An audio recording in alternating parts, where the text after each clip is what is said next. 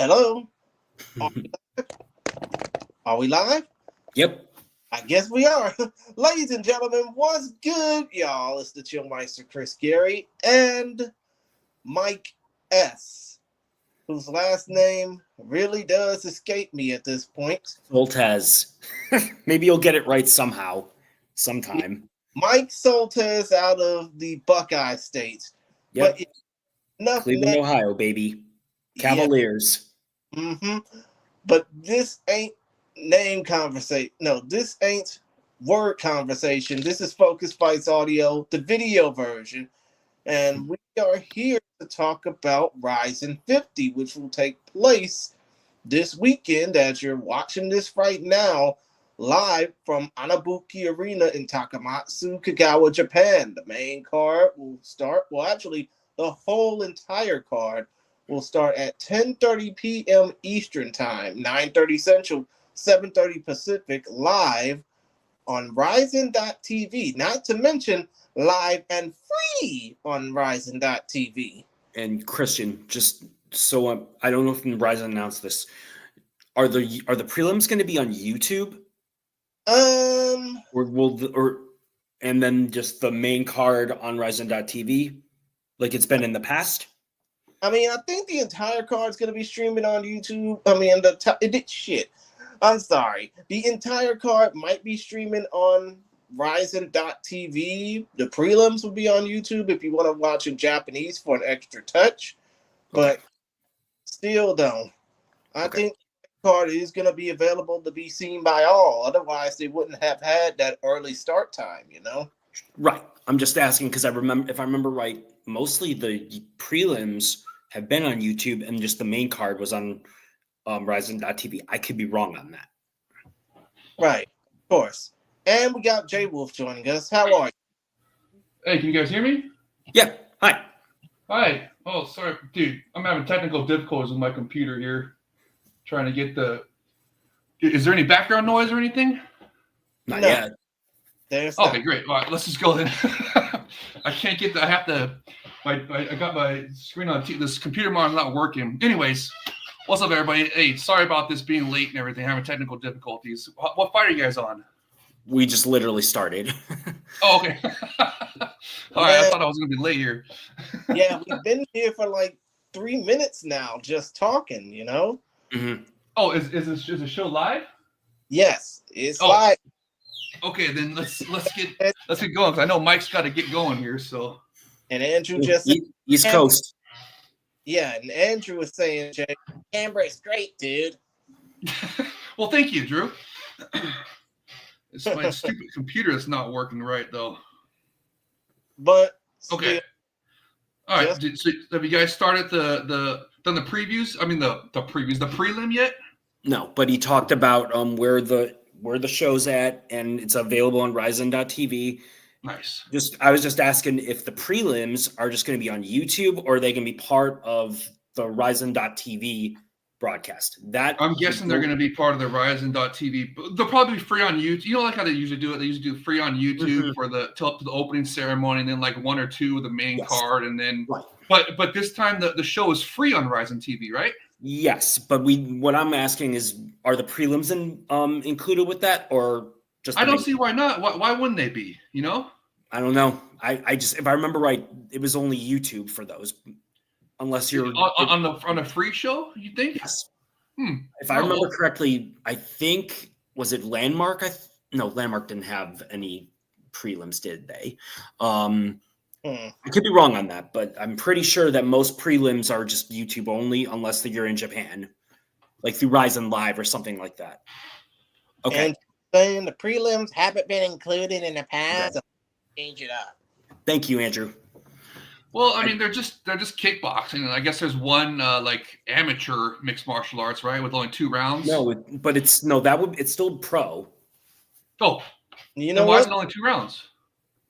I don't know if it's 2. I don't know actually, but I think it is. I think it's a pro fight. Yeah, I think they're probably just going by deep rules. You know what? While y'all talking about that, let me just go ahead and mention the 5 prelim fights. It's 5 minutes, 2 rounds. Yes. So deep rules. Yeah, let me go ahead and mention the 5 prelim fights that are going to be taking place on this card because we're not going to be talking about them all. We don't have that type of time. But still, or interest, quite frankly.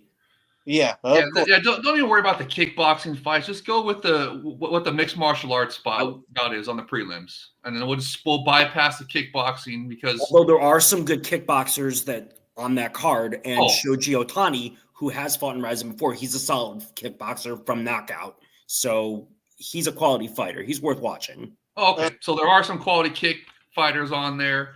Yes. And then what about the mixed martial arts belt? That I'm not 100% sure, and I completely forgot about it. According to Tapology, they're 2 young guns. They're both in their 20s, and looks like Hiroki Takoka he's the oldest one, 29, 10-9. I basically have the better job of pronouncing the names, but still though, just to the other guy 4-2 or something of that. I think. Yeah. His opponent Sia Amayama is 4-2. Okay. Did I butcher those names, Jake Rich? Amayama and you butchered them like a meat grinder. Amayama and then Takaoka. Takaoka. There you go. What did I say? Takaoka. There you go. That's easy. Fuck. Just to run down the fights on this card. Ryuki versus Toki Kagawa, 121-pound kickboxing bout. Shoji Otani, established kickboxer, versus Yamato Ashikaga, 139 pounds. Ryuki Yoshioka versus Daiki Kirizume, 140 pounds. And Ryoya Inai versus Rinto Kako, 150 pounds. The only outlier is the MMA bout between Hiroki Takaoka and Seiya Ameyama. Hiroki Takaoka, real quick, he is 29 years of age, fighting out of Toikatsu Dojo out of Kagawa, Japan.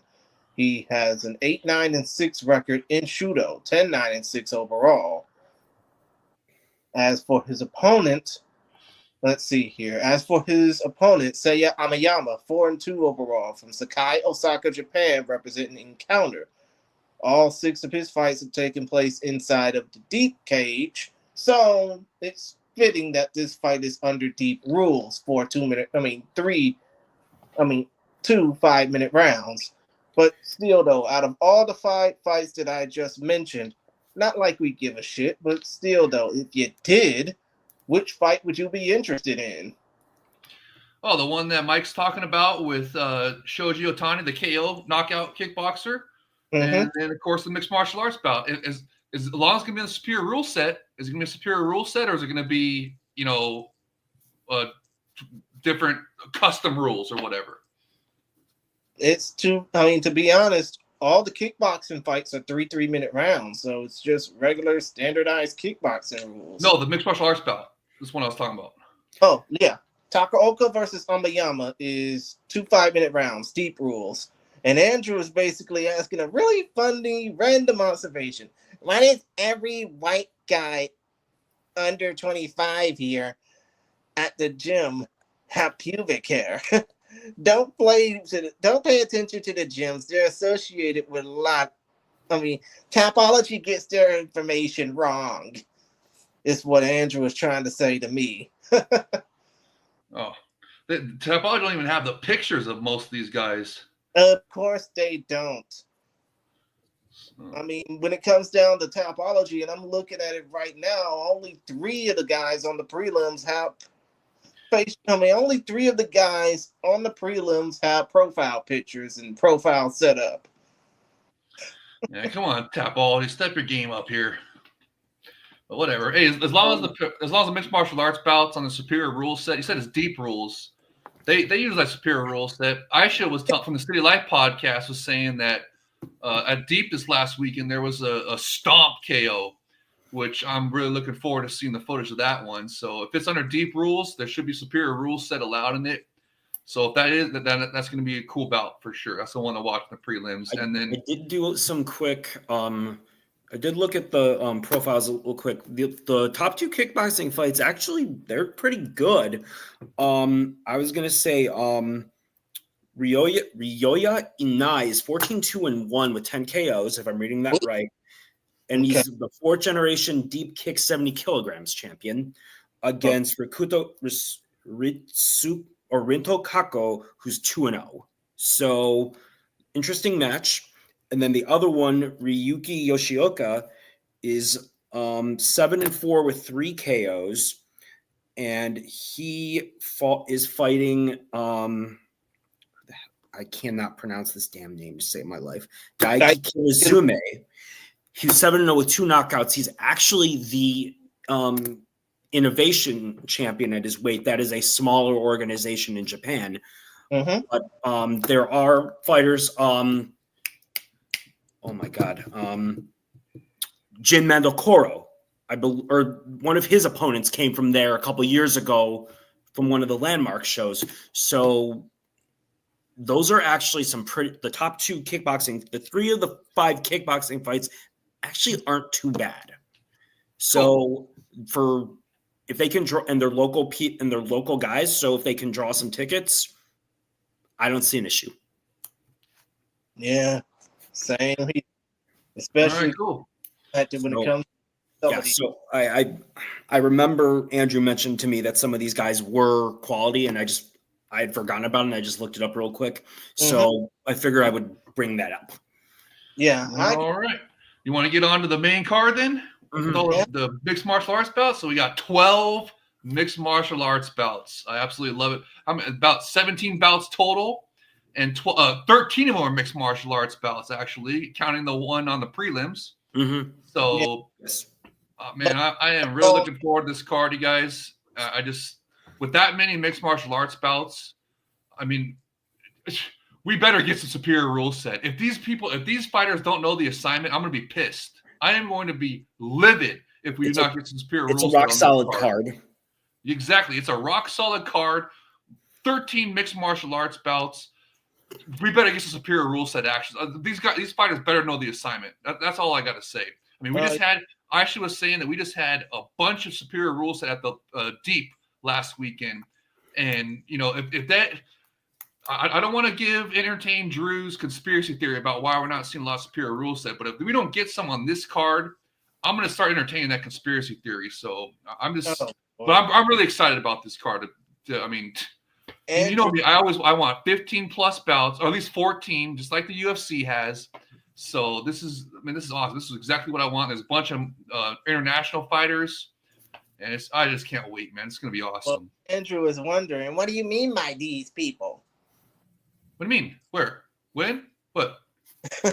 He's just talking about the fighters?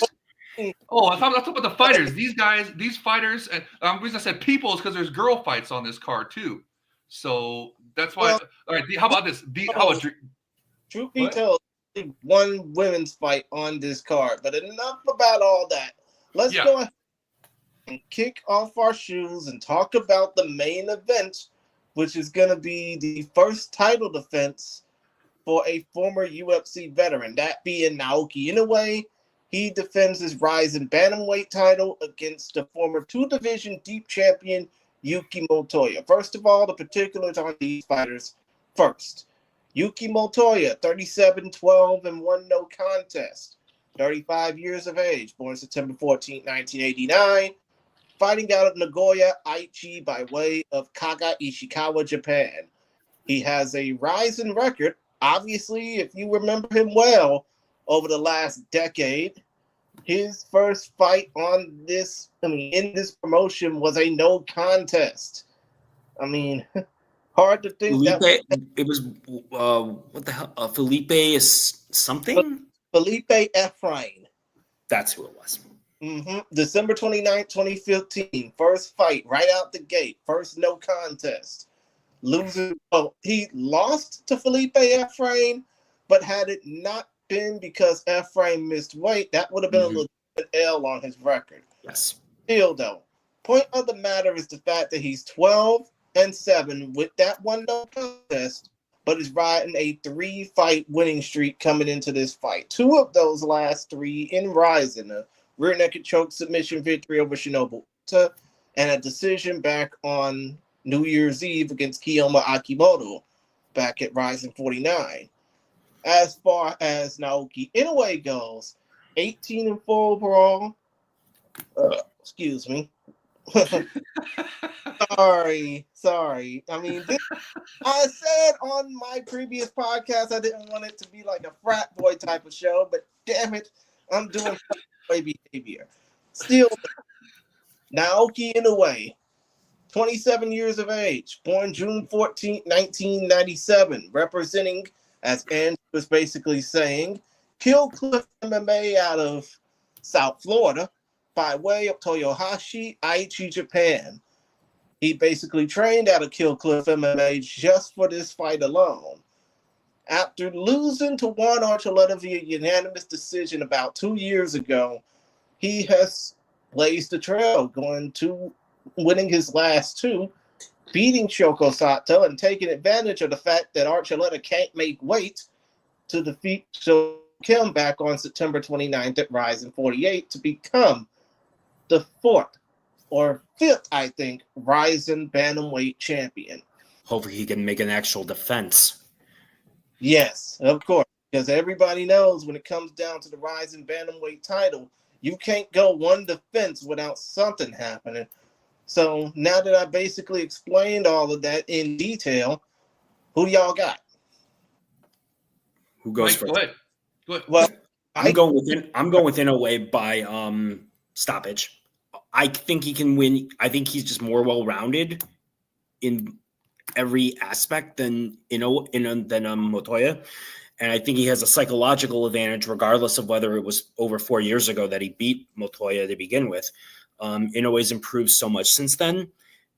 He's in his prime, and Motoya is I'm not going to say he's past it at 35, but as I said, I just think that Naoki's got the momentum, and he's just better striker. He looked phenomenal on the feet against Solchu Kim. That was a surprise. That you would never have I wouldn't have expected him to blitz Kim, who was on a roll like that at that time, and how crisp his jab and his combination punching was in that fight. Whereas Motoya loves to strike, but he tends to be a bit wild at times. And Inoue is very precise, very straight with his punches, especially his 1-2. I would expect Inoue to win by knock. Now that I think about it, I'm going to go with Inoue by knockout. Mm-hmm. Wow. Understand that. Now, Jay, when it comes down to Motoya, in rising competition, most of the guys that he lost to, in the case of Vince Morales or Kaya Sakura, have basically been used as stepping stones to go to, or in Morales' case, back to the UFC. But when it comes down to this particular fight, he's facing off against a former UFC veteran in Naoki Inoue. What do you think should come to mind for Motoya? I think he's thinking this is his last shot. 35 years old, gritty veteran, been in the game a long time. This is his last shot at a major title right here. So he's going to go all out. So, I mean, in a way, better be prepared for that first title defense, because I think Motoya is going to bring all his tricks in the bag and just go all out and just go for it and try to get that. This is his last shot at a major title probably. So he's going to go all out trying to get it. So, but I think that Mike's right. I think in a way is just, dude, he's in the prime. He's about to be 28. I mean, just that's prime time in athletic career. So it's going to be a real tough test for Motoya. So I see Inoue winning too, but I don't see him winning by knockout. But I see it more like a submission or something. But I don't know. We'll see. Honestly, I'm not even really this is crazy. I'm not even that. I'm more excited for the co-main event than I am for this bantamweight championship bout. I can't believe that. And the co-main doesn't even have a title on the line. So it's that's. You wouldn't be wrong, Jay, because Motoya's submission count is like most of the finishers on his record, 9 of 18, or in the case of finishes, 9 of 11, as opposed to Motoya, who has 37 victories, and 22 of those 37 are by way of finish, 14 submissions. Yeah, so that means if Motoya is going to win, he's got to submit him, right? So, and then in a way, he's got, I mean, we'll see if he does the knockout like Mike's saying. So we'll see. I just think in a way, just, he's in his athletic prime. he's probably gonna win, but Montoya's gonna make it a tough fight because, like I said, this is probably his last shot. So he's gonna pull out all the stops to get that belt. So we'll see. But I want to go to the next bout, man. That's the one I'm most excited for. I can't believe I'm more excited for the co-main than I am for the main event here with the title on the line. Yeah, I know how you feel. And by the way, Cathal Coley, Suplex MMA is saying hello, by the way. Oh, hey, what's up, Suplex? How you doing, brother? Right. What are we doing still up over in Ireland? Isn't he in Ireland? Man, Yeah, you're up late. Either up late or up early. He's basically having himself a coffee up there right now, just watching. Hello to all the Irish and all our friends over across the pond. We love y'all. And by the way, Andrew is saying Montoya can only grind a decision when only. I mean, to be honest, I wouldn't be surprised if this fight does end in a decision, because I think that when it comes down to this, isn't Inoue normally a boring fighter? He can be hit and miss, honestly.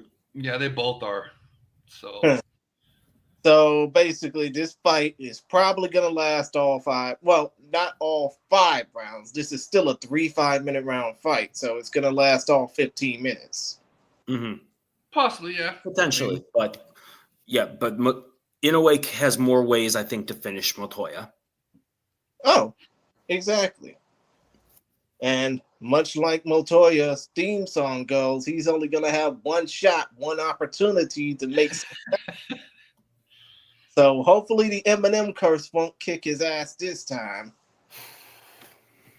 But still, though, enough about all that. We can now officially go to the co-main event, and that co-main event sees a champion or a former champion in a bounce-back fight against very tough competition. Chihiro Suzuki versus Karshiga Doubtbag. First of all, for the Kazakhstani opponent, Doubtbag, 17-3 overall, 31 years of age, born December 7, 1993, representing Tiger Muay Thai out of Phuket, Thailand, by way of Shimkhet, Kazakhstan. He holds a rising record of 3-1 out of his bouts. 15 of his 17 wins come by way of finish, 14 knockouts out of 17 fights. He is 3-1 overall in the Rising Fighting Federation. We can all forget about the fact that he lost to Mikuru Asakura very early in his career, and supplement that with the fact that he's basically made a hit. I mean, basically been a murderer's row for anybody facing off against him. He's knocked out Tetsuya Saiki. He's knocked out Takeaki Karate Kinoshita, and he basically brutalized Yaman, Ren Sugiyama. Don't forget where he embarrassed Pitbull, Patricio, the UFC's new signing. He just destroyed Patricio pound for pound Pitbull. That was probably my favorite knockout of Chihiro Suzuki. Upset of the year, knockout of the year. No, I'm talking about Doubtbag. Oh, sorry. Oh, you're on Doubtbag still? Okay, never mind. But if you want to talk about name value, he does have a knockout victory over Diego Brandao and did beat up Koshi Matsushima on the Kyoji Horiguchi Top Brights card.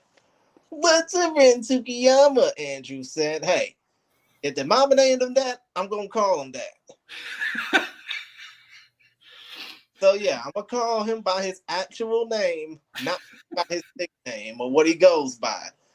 But still, though, his opponent, as we know, Chihiro Suzuki, age 25, born May 14, 1999, fighting out of Tokyo by way of Crosspoint Kichioji. He is coming off of the back of losing his world title at the stroke of midnight in Japan, by the way, the first rounds of 2025 against Kleber Koike. Of course, when it comes down to the rest of the fight card, when it comes down to the rest of what would have been his stellar 2024, he has a knockout victory over Masanori Kanehara. Then he injured his hand against Takanori Gomi in a technical draw that was supposed to have been the precursor to his bout with Manny Pacquiao. Other than that, he has a rising record of 8-2-1. We can all remember the fact that he knocked out Vugar Karamov at Rising Landmark 7 to become the Rising featherweight champion, but with the still, superior rule set up kick, grounded up kick.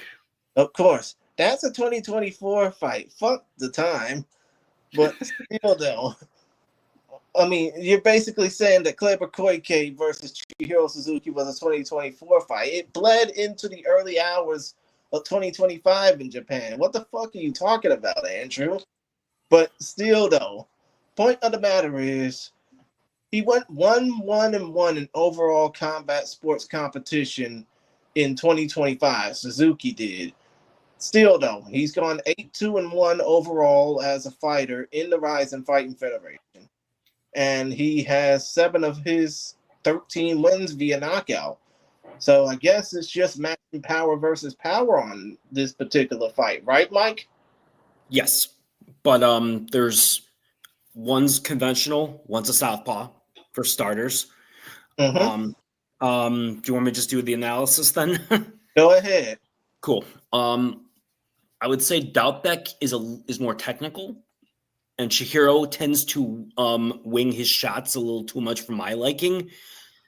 That being said, there's two things that Chihiro has that I'm not sure about Doubtbeck. Or 3. One, his chin. Chihiro's got an iron chin, the Shoji knockout notwithstanding, which was just a perfect shot. And then Chihiro is just relentless with his punches. He throws very good combinations, and he's much faster than Doubtbeck. Doubtbeck to me is quite slow, actually. So I think there's a chance that Chihiro can overwhelm him with intelligent pressure, but he's got to be careful because Karshiga Doubtbeck's going to try and counter him with that left hand. I see. Now, Jay, Doubtbeck is on a 9-fight winning streak, and like I said, Suzuki's had a tumultuous 2024. Matter of fact, his run has been pretty much tumultuous since the no contest against Kleber Koike the first time around. Even though, of course, he's gone 3-1-1 since that no contest. And obviously, people don't even remember the fact that he lost to Shoji Maruyama, the samurai. But still, though, point of the matter is, Doubtbeck's been dominating. How do you think this fight with Suzuki's going to last if Suzuki basically fights the same way he did against Kleber on New Year's Eve? Man, this one I am so excited about. This is a true striker's delight.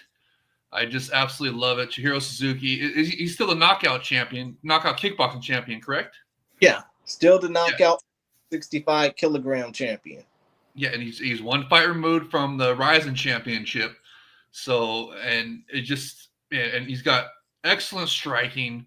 He's a young gun, but he's not even 26. He's still 25 years old.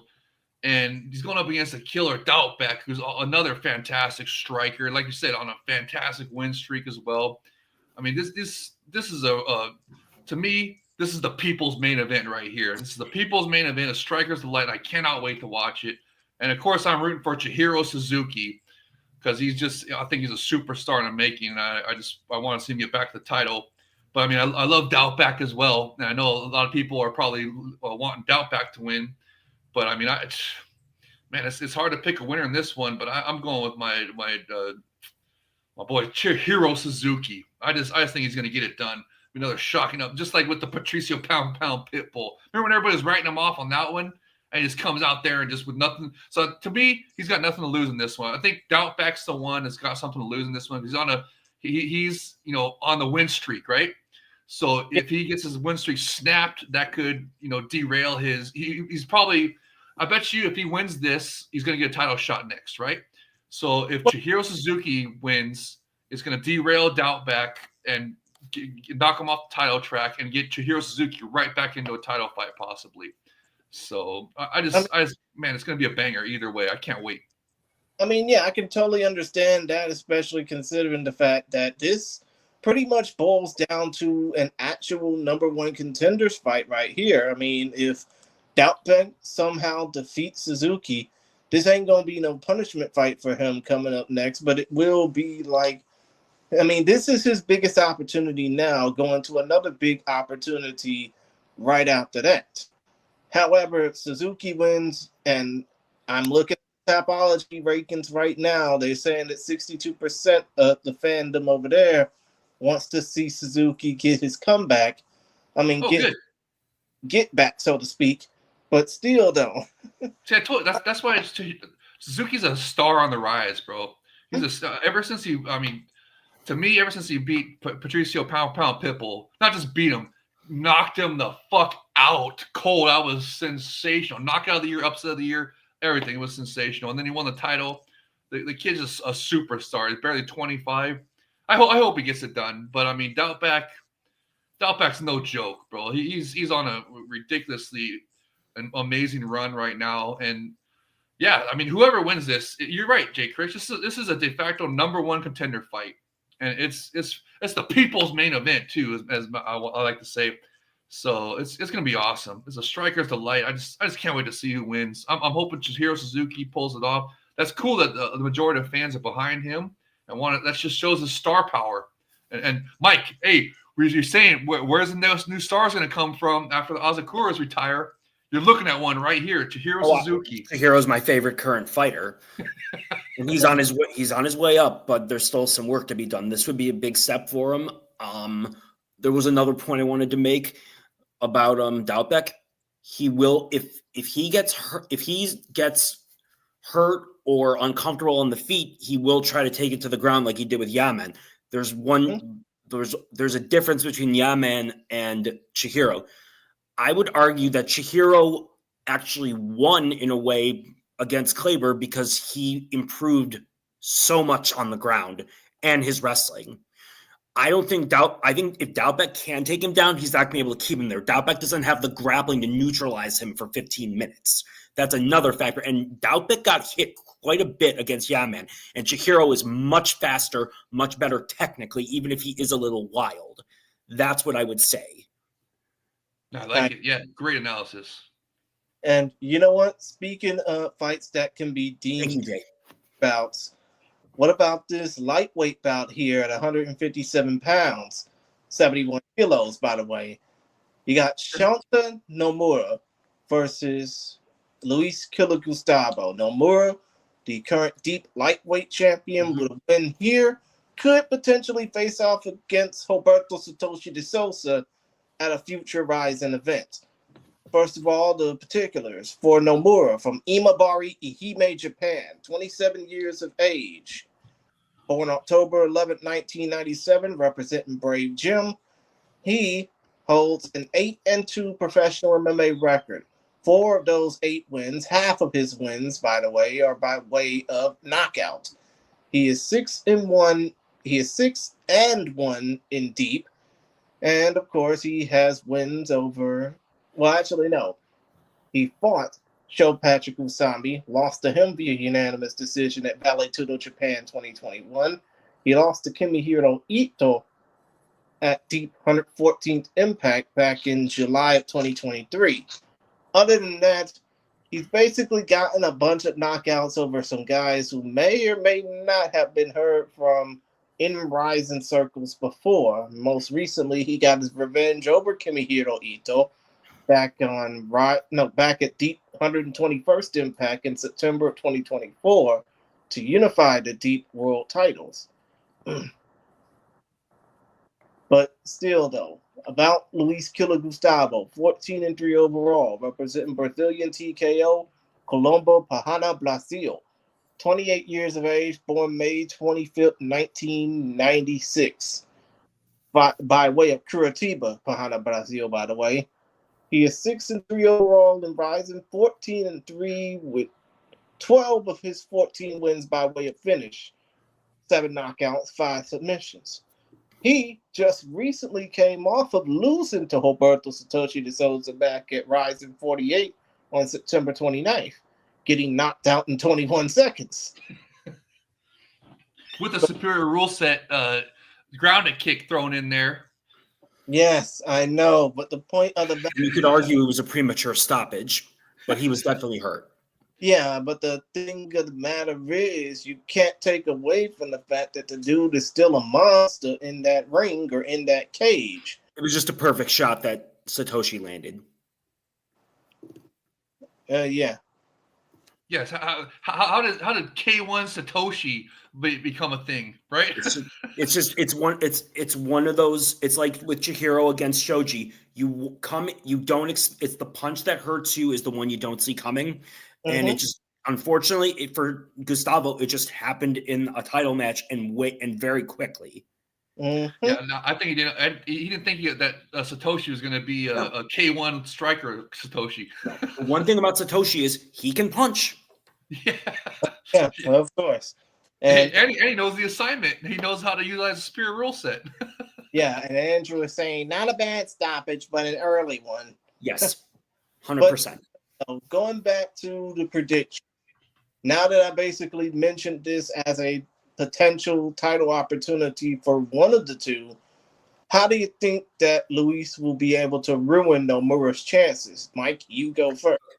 Long story short, Gustavo has three things that he's going to try and use in this fight, provided he's not gun shy.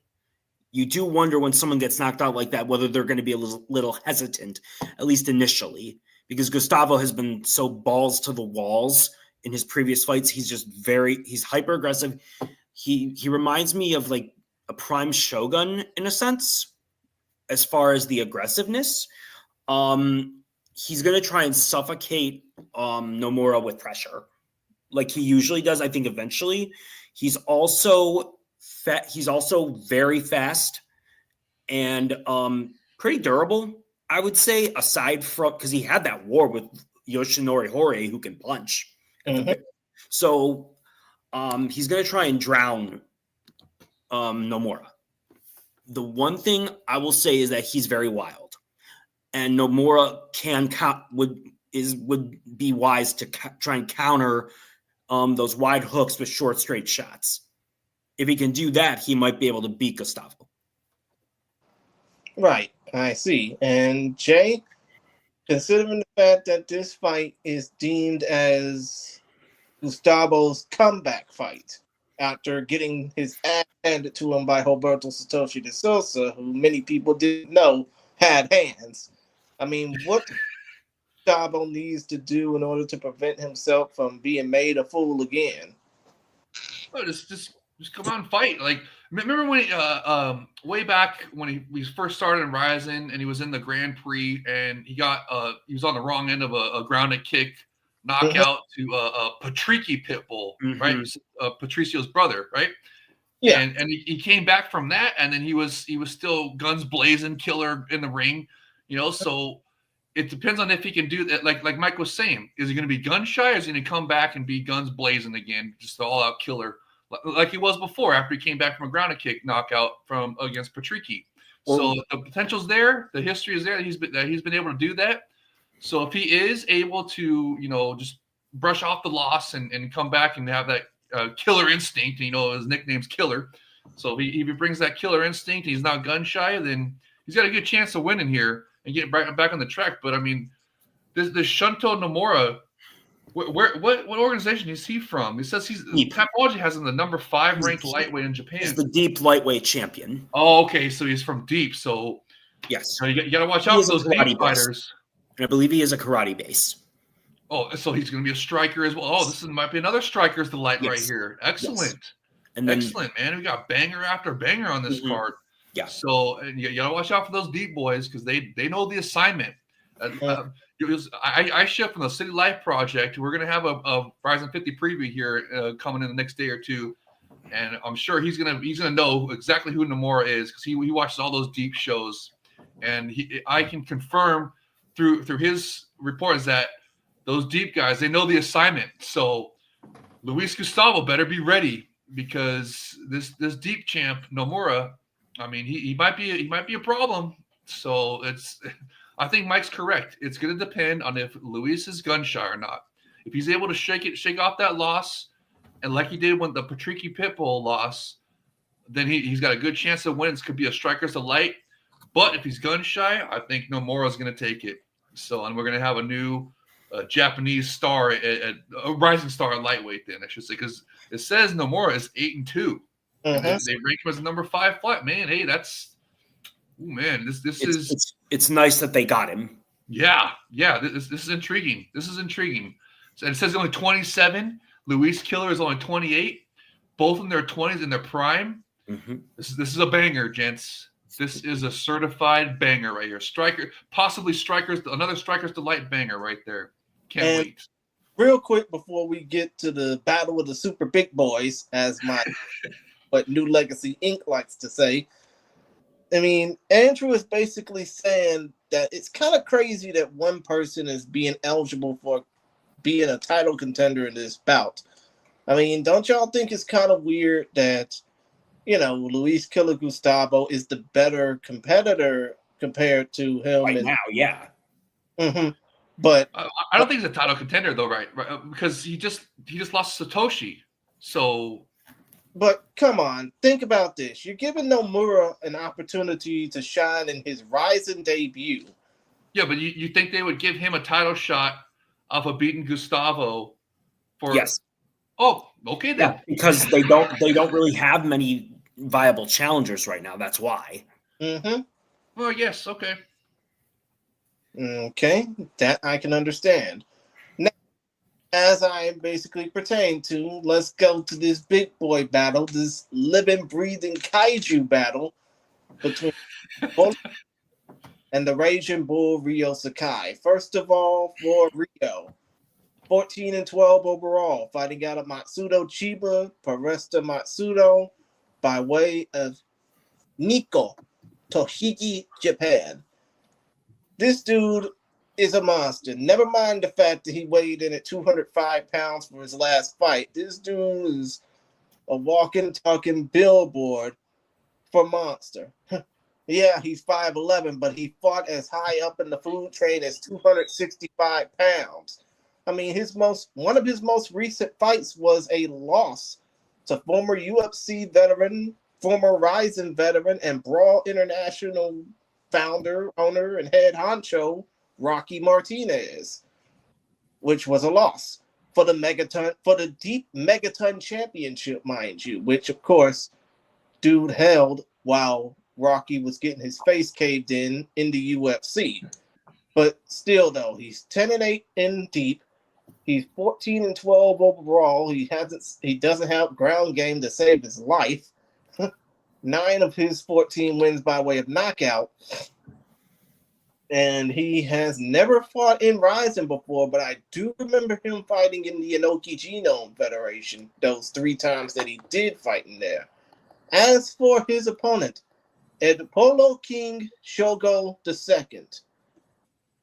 He's 24 years old, born February the 8th, 2001. This Nigerian-Korean monster fights out of Ikunoku, Osaka, Japan. He is 6'8", about 260 pounds, about the same height and weight as former UFC fighter turned karate combat monster, the Cuban bad boy Robelis de Pain.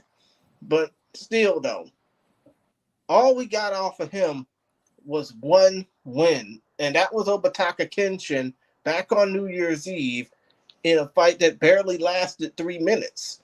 So, considering the fact that this fight is just a showcase fight for Ed Polo, I mean, what do you think that Ryo Sakai needs to do in order to take the spotlight off of him? Mike, you go first. Get inside, take him down, and drown him. That's pretty much his only shot. He's not going to outstrike the guy, I don't think. I mean, if he's big enough, if Sakai is big enough, puts on a lot of weight, I can't say he can put on a lot of weight, but still, though, he might have the chance to smother him. Yeah, that's his only chance because he's not, barring like a Hail Mary, he's not going to be able to outstrike Edo Polo King. That guy is just too tall, too rangy. Exactly. And that's pretty much all I can really say about this fight. I mean, that's what it's going to boil down to. I doubt Edo Polo King has any ground game at this stage whatsoever. Well, to be honest, neither one of them have ground game, so it's going to be a classic, typical rock'em sock'em robot type of battle.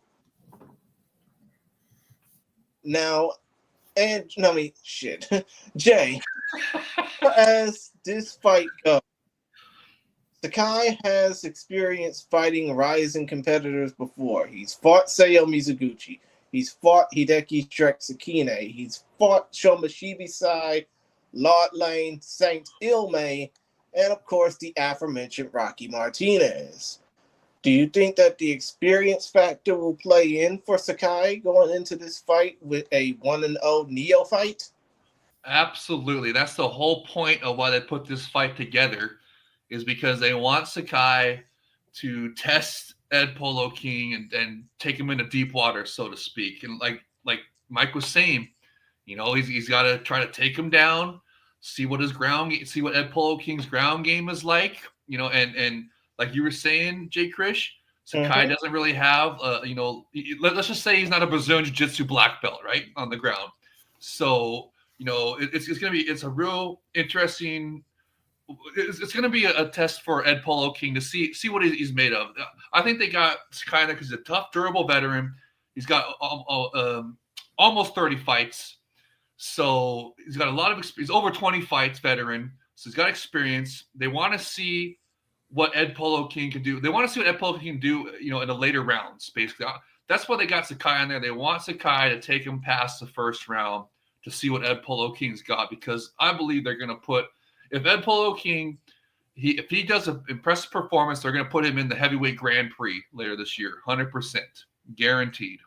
So that's basically what this bout is I don't want to say a showcase bout, because that's when they're supposed to just steamroll the opponent.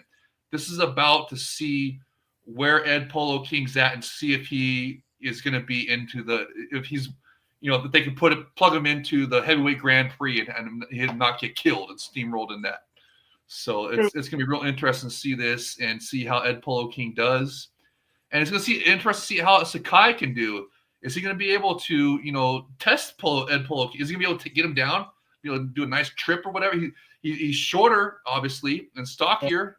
So, I mean, he might get some good trips or something. I don't know. We'll see. So it's going to be interesting to see where Ed Polo King's at.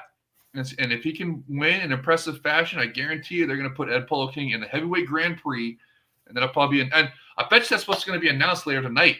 We're going to be doing this show while the presser is happening. Because I'm sure, did you guys mention that in the startup to this show, that there's going to be a presser later on that we're going to cover? Well, I bet you we're going to get some heavyweight Grand Prix matchup announcements for that, in addition to some fights that are going to be announced for the it's not even called the Match 2 anymore, right? No. Rising Otoku Matsuri Man Festival. Oh, shit, I love it. That's funny. So that's literally what it is. I know. It's still funny every time I hear it. I just love it. So we're going to get some announcements for that tonight. The majority of the announcements are going to go for the Rising Men's Festival, but we're going to also get some information about the Grand Prix and stuff like that, heavyweight Grand Prix, and then for sure during this Rising 50 taping. But see, this is going to be, I don't know if. Do you guys have the actual fight card pulled up? Is this one on the main card after the intermission? Actually, yeah, it is. Okay, so then we won't, because I was thinking if this was before the intermission, if Ed Polo King were to win, then they would probably during the intermission would announce, him being part of the heavyweight Grand Prix later on. So that never mind, that takes that away about intermission announcements. But still, I say, if he wins, he's going to be part of the heavyweight Grand Prix. They'll probably announce that post-fight. But it's going to be real interesting to see if Sakai can test him or not. So we'll see how it goes. I mean, I'm pretty excited for it. I'm pretty impressed.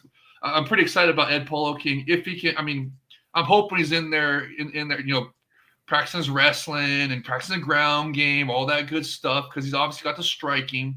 Mm-hmm. And, if he knows the assignment, he's going to be a dangerous heavyweight. I mean, that's 6'8". That's some big leg. That's some big leg reach for some stomps and some grounded kicks. So, and he's a big what? Think of it, Jay. We've seen crazier shit happen in mixed martial arts before, especially when it comes down to heavyweight and open weight fights. I mean, remember Daiju Takeshi versus the late Emmanuel Yarborough? Yeah. Oh, you talking about that wasn't in Rising though. It was in Pride. Yeah. So, you want to go back all the way to that? I mean, I'm not saying it's gonna be a fight where a little guy has to outwit a very big dude. I'm just saying. Yeah. Oh no, it's gonna be awesome. I can't wait to see how it's gonna go. To be honest with you, it's even though it's like I said, it's not a showcase fight. It's a fight to see where Ed Polo King's at. That still is it's interesting to me because he's obviously he's one of the heavyweights that they want to push, and I'm so happy that actually I'm glad that we're on this. I'm so happy that they're paying attention to the heavyweight division. And I'm super excited about this heavyweight Grand Prix that's coming up. I can't wait to hear what the other fighters are going to be. And it's just and I'm hoping that Ed Polo King here puts on an impressive performance. And I'm hoping that Sakai is able to get him into past the first round. That's what I really like to see out of this bout. I would like to see Sakai last long enough to take Ed Polo King into the later rounds, past the first round, and then to see what Ed Polo King's really got. And it'd be cool if Sakai would be able to score a takedown or two to see how Ed Polo King can do on the ground because we've never seen that before. So it'd be really interesting to see all that. So that's what I'm hoping for. Hoping Sakai is a tough enough opponent to where we can see what Ed Polo King's really made of in all facets of mixed martial arts. Okay. And now that we officially talked about this fight long enough, then one of their gas tanks basically last. I mean, come on. We all know these fights. Well, one of them is going to slow down very quickly. Hey, you never know. Hey, some of those big boys, they got some gas tanks, so we'll see. We'll see. Yeah, but enough about all that. Let's get down like 100 pounds less, so to speak. Let's talk about 200 pounds less.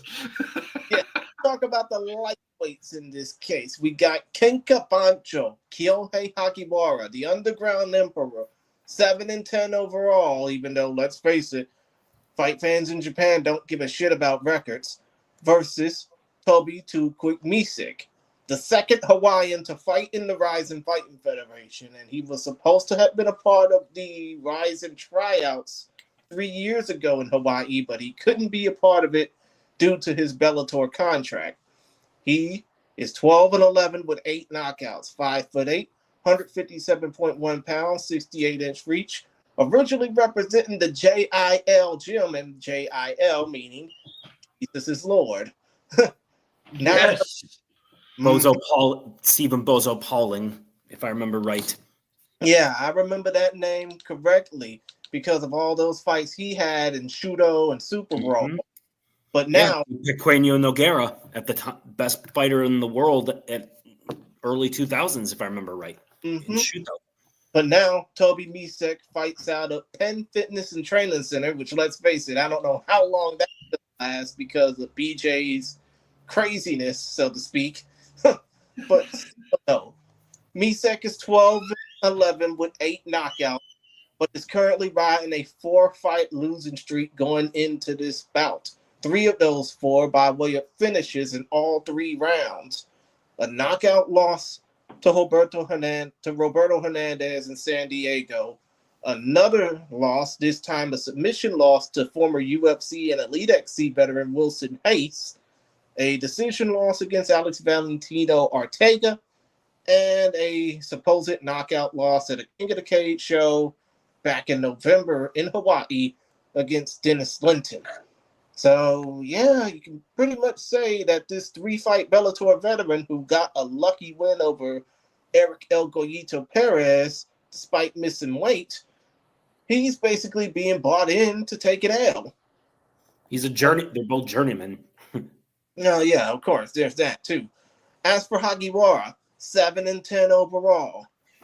Age 29, born December the 28th, 1995, representing Team Smoker, fighting out of come on, stupid ass Sherdog, come on, load up the fight, please.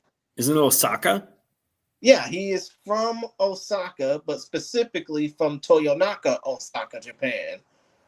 I mean, see, I always like to say where they're actually from, city, prefecture, country, so to speak, but still, though, Point of the matter is, Hagiwara is 6-8 in Rising Fighting Federation competition.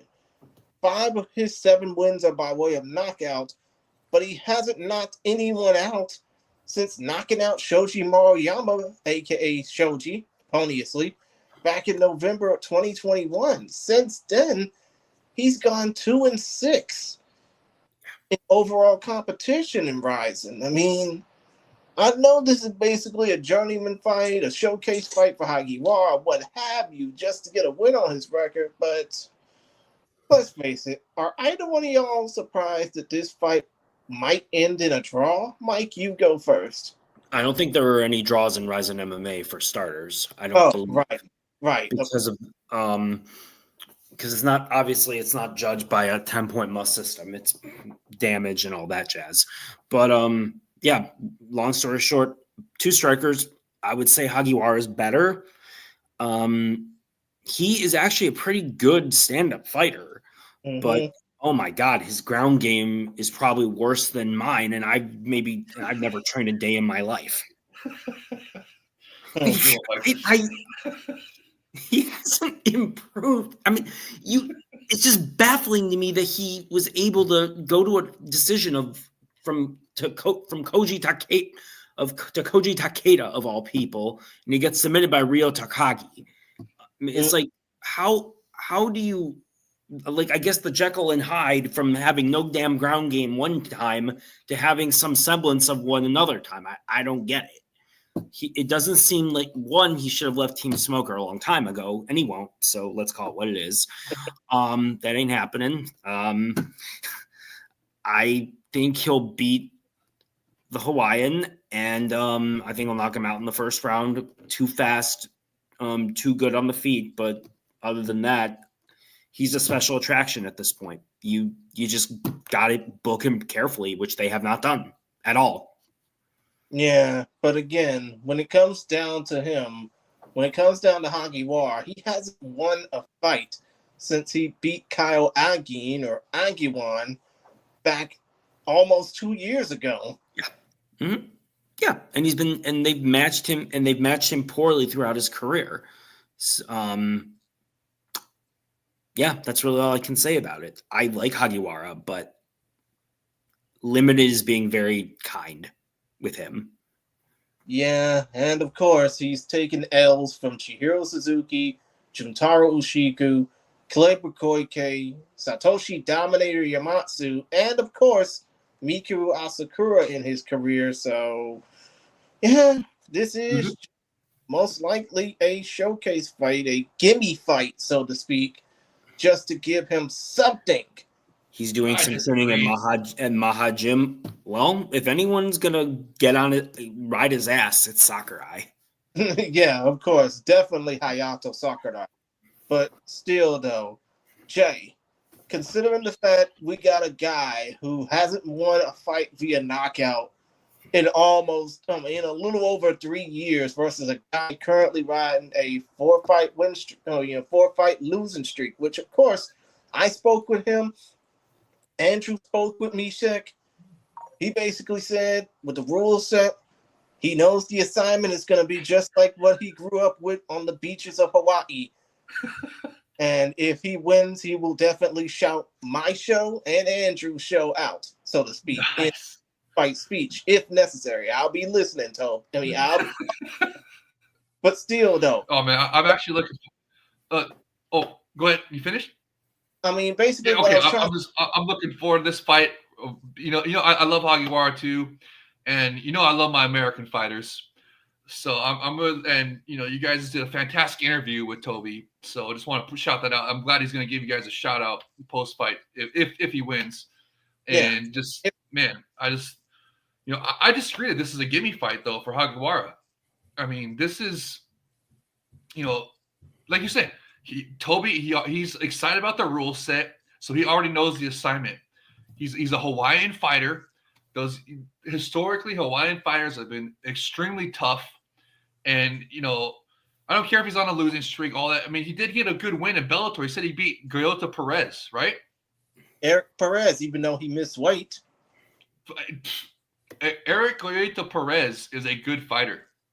So, I mean, combine Toby Mish, that means that Toby Mish knows how to fight. If he knows the assignment, he could be a problem for Hagiwara. I seriously do not see this as a gimme fight for Hagiwara.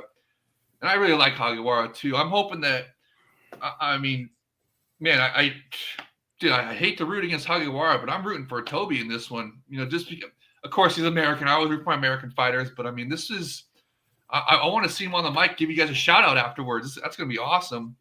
So, but if Hagiwara is able to win, I think he's got, like Michael, you all was saying, he's got to keep on the feet, obviously, and so Toby's going to be looking to take him down probably and score some ground and knees or something. So we got to see if Kyohei Hagiwara has been working on his ground game at all. I mean, I don't know, like you guys were saying, it's like, the guy, he's had some great fights, and I think they're trying to work him back into a rematch with Ren Hiramoto, because remember that was like a big fight earlier in their careers, right? Mm-hmm. So Hagiwara went downhill. Yeah. For some reason, Hagiwara went downhill and Ren just going uphill. So, but to me, I feel like they want to recapture that magic of that first fight between Hagiwara and Ren, because remember it was a bunch of shit talking and just it was great. It was great, the lead up to it, and both of them are. I mean, Hagiwara's a decent name, isn't he? So I mean, it's like he's a draw, especially in Osaka. But once again, it goes back to my point, not to beat a dead horse, of you have to be selective with the matchmaking. It's that simple. Yeah. So I mean, but the Japanese, they never do that. They don't. They take their hot prospects, they throw them right into the fire against 35 veterans just to see what they can do. Well, 60-somethings fight veterans in this case. Yeah, exactly, right? So it's like, I don't know. I mean, it's good. I think it's going to be a cool fight, you guys. Honestly, I know they think it's going to be a gimme fight, but I think it's going to be a cool fight. I think Toby's going to bring it because he's American, he's Hawaiian. Those guys always bring it, and it says right here on Tapology he's ranked the #1 lightweight in Hawaii. So, I mean, come to think of it, Andrew's always said this. It basically means like you're the #1 ice skater in Jamaica. It doesn't make anything worth the difference. Hey, did you ever see Cool Runnings? Jamaicans, they won the bobsledding competition. So, anyways. That movie came out 33 years ago talking about. Oh, shit. Did I just date myself? Yeah. That movie came out 33 years ago. Bobsled team happened 37 years ago. But I just read about that. I never heard about. I just read about it, so I'm not that old. And Andrew is basically bashing you, Jay, rising notoriously apolitical matchmaking. Yeah. Okay. Sure. What, dude? He just butthurt because his buddy Dummy Don Davis is like the political mismatch maker of them all with his girl. What's her face? Tacheva. You mean Prima Donna Don? Dude, the guy that doesn't have during the biggest pay-per-view fight week of his entire existence, and he's asked what's his favorite mixed martial arts bout, and he's trying to sell the biggest pay-per-view, and he goes, "Oh, I don't even care about mixed martial arts. I'm a boxing guy, dude. You're fucking get the fuck out of here, man." True. So, anyways, let's get back to what we're talking about here with Hagiwara and Mitch. So, I think we've said what we needed to say. Yeah. Okay. Yeah, it's gonna be a cool fight. Another potential strikers delight banger. But I think I'm really excited to see what Toby's gonna do. So I mean, I'm torn between this one. Wins. You think Toby's gonna win or Hagiwara? No, I think and hope Hagiwara wins. Okay, and hey, let me ask you this: if Hagiwara wins, what do you think? Do you think they're gonna try to build him back into a rematch with Ren? No, I think they put him in with Mikuru at the Dome. Really? Wow. Yes. Okay. Hey. Credible, a name and safe. Those are the two. That would be the two criteria for Mikuru at this point as well. Nice. You know what? I actually really like that. I hadn't even thought about that until you just said that, Mike. And now I'm thinking about it. I like that. So I'm hoping Hagiwara wins. But man, he does, but he has no ground game. And then the other thing that not to ramble, but Yaman will have to survive Trinidad on Saturday at Rise. That's only gonna be 5 weeks away. And that's gonna be a much harder fight than what Hagiwara has. Same with Chihiro and Doubtback. So if you're looking for a name who's safe, Hagiwara might be the guy. The other one would be Yutaka Saito. And that's just a fact. I'm just putting it out there because we're going to talk about, you guys are going to talk about the Dome. Mikuru's opponent might be mentioned. I don't think so, but if they come up with a name out of left field, okay. But that's got to be talked about, I think, at least. No, I like it. No, that's Mike. We're on the same wavelength. I'm thinking, dude, Hagiwara and Mikuru at the Dome. That is a great replacement for Ren because Ren's injured. So now I'm starting. Man, this is gonna be the first time I'm probably rooting against an American fighter here. But at the same time, man, it would be so great to hear Toby shout out you, Jay Christian, and Focus Fights and everybody. So. But you can come up with someone else. Do that post fight come up with someone else because I can't. Well, Andrew is basically saying, I think AJ McKee is the only fighter who, in their pre-fight interviews, actually said they'll do superior rule set stuff and actually did that. Oh, okay. So, yeah, if Toby forgets the assignment and forgets what he was saying in the interviews, then he's probably definitely going to lose. Yeah, of course. And then they'll plug Hagiwara in for the Dome fight against Mikuru, which is a fantastic plan. Great job, Mike. You should send that in and get some kind of residuals on that. So let's see if that happens. Mm-hmm. And let's go ahead and move one weight class down to the featherweight division, which, let's face it, this fight, even though you got two guys that are well over 500, this one's not going to make much of a bump compared to the featherweight bouts that we just talked about. I mean, let's face it, Toby Misek did say to me that if he were to win in impressive fashion over Hagiwara, he wouldn't be afraid of facing off against Chihiro Suzuki or Korshiga Doubtback. But I think this particular fight just might trump him in that opportunity, given the chance that one of these two might have a impressive fight happening. And Andrew is basically saying, but at the fights of war, Hagiwara might not be clear. Let's not stop. That is right. I'm saying if Hagiwara can get out of there with minimal damage. True. Very true. Or the same thing can apply to Misek. You just never know. But still, about a bout that might happen, that might provide the same wavelengths, Takeshi Yokoyama versus Shuya Kimura. First of all, the particulars. Kimura, 4-0, from Tokushima, Japan, representing Brave Gym. Born June the 10th in the year 2000. Age 24. No, you're dating yourself, Jay Chris. That's from a Conan O'Brien show, right? Yes, of course. But still, though, point of the matter is he's knocked out every single one of his four opponents in one round. It basically took enough time for people to use the bathroom than to see his fight. Or warm up a lean cuisine. Yes, of course. And opponent Takeshi Yokoyama, 6-1, representing Swells Jiu-Jitsu, fighting out of Tokyo, 28 years old, born July the 2nd, 1996. He is a two-fight veteran of Rizin.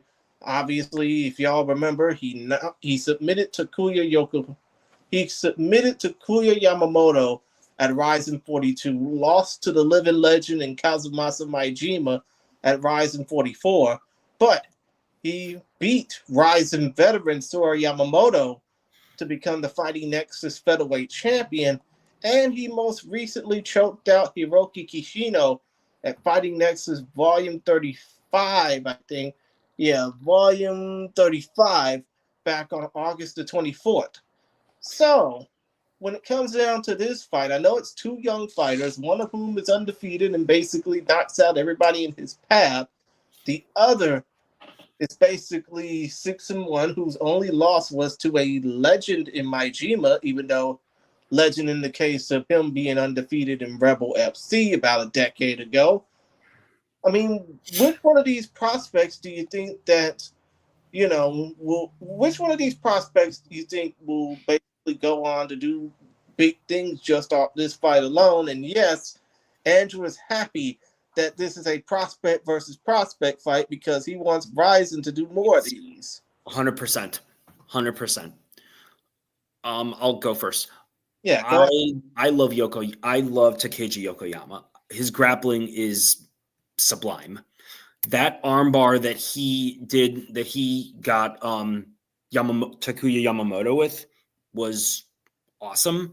And actually, my now wife and I were actually at Ryzen 44 when we went to Japan, saw that fight live. The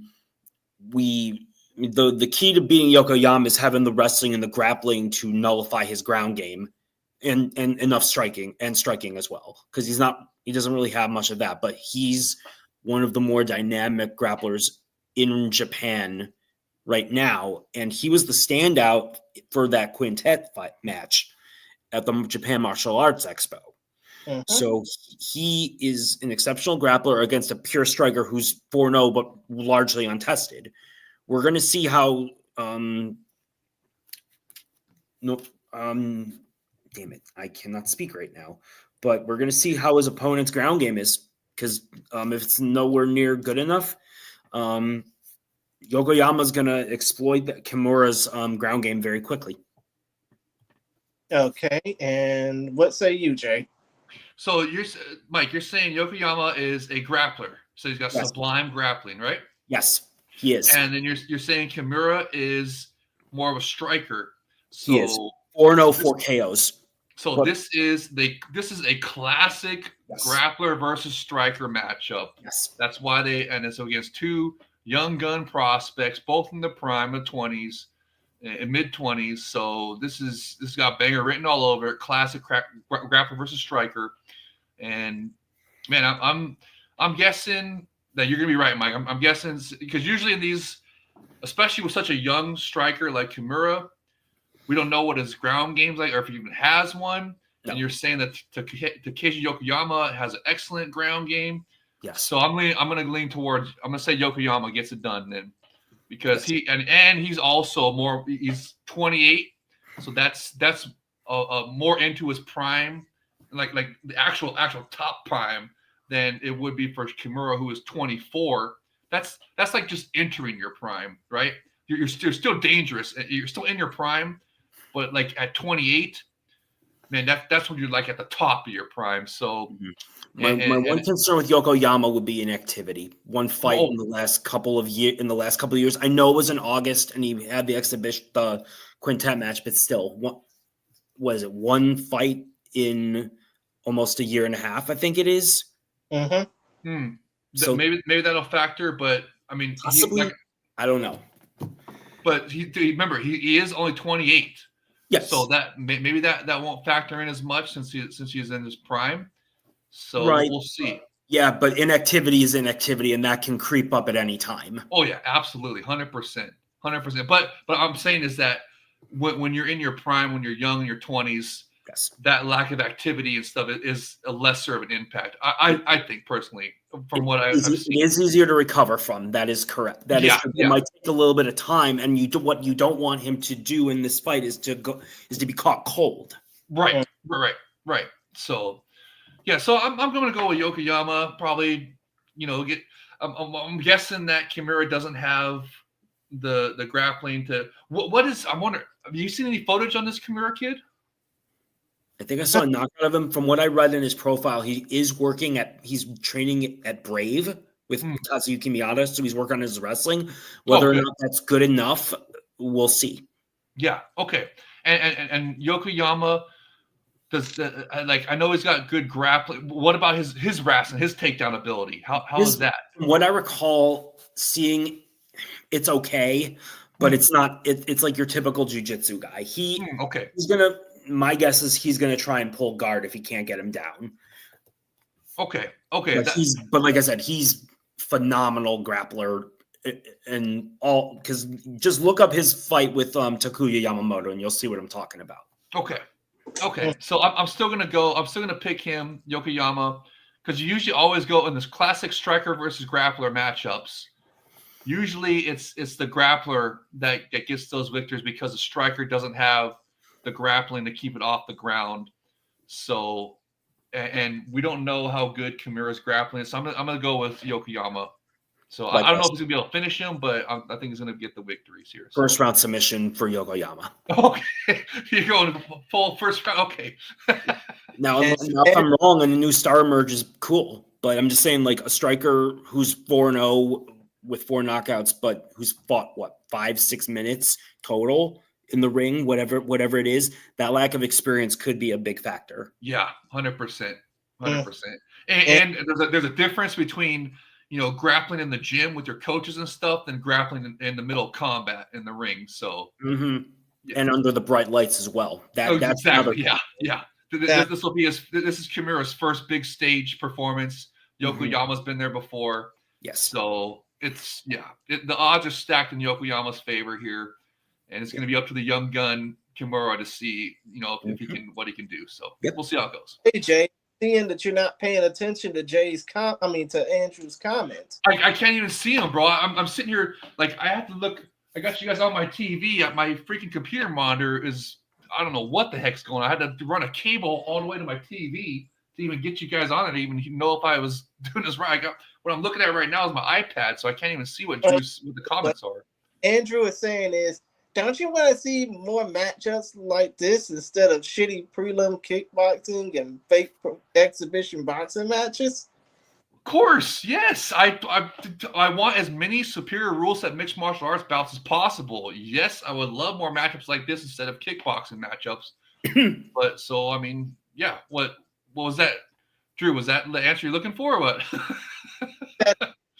And you know what? Let's go ahead and move on to this next bout, which will be taking place at a catch weight of 130 pounds or 59 kilos. That would be Yuki Ito versus the wild man, Tony Laramie. Yeah, this is one of the bangers on the card right here. First of all, for Ito, 17-5 overall from Asahi Aichi, Japan, representing next NEX Ichi ICHI Mui MUAY. 27 years of age, born April 19, 1997. He holds a 7-1 record in Ryzen, 7-4 in Deep. Is the former flyweight title challenger, former Rings the Outsider 123-pound champion. He fought former amateur boxing standout Yamato Fujita twice. And he's currently riding a 4-fight winning streak, with his most recent victory being a grounded elbow finish over Jung-Hyun Lee at Ryzen Landmark 10 back in November. As for, and also he beat up Top Noi Lucky Left, and his most recent loss was almost 2 years ago to Urson Badman Yamamoto.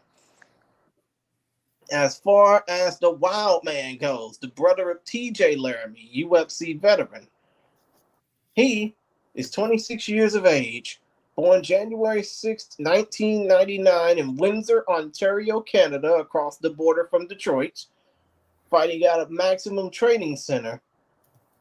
He is also a 1-0 professional boxer, but as far as mixed martial arts goes, he is 10-2 overall and just had his most recent Ryzen appearance on the aforementioned Ryzen Landmark 10 show when he defeated Yutaro Ban Muramoto via unanimous decision. He is also the current BTC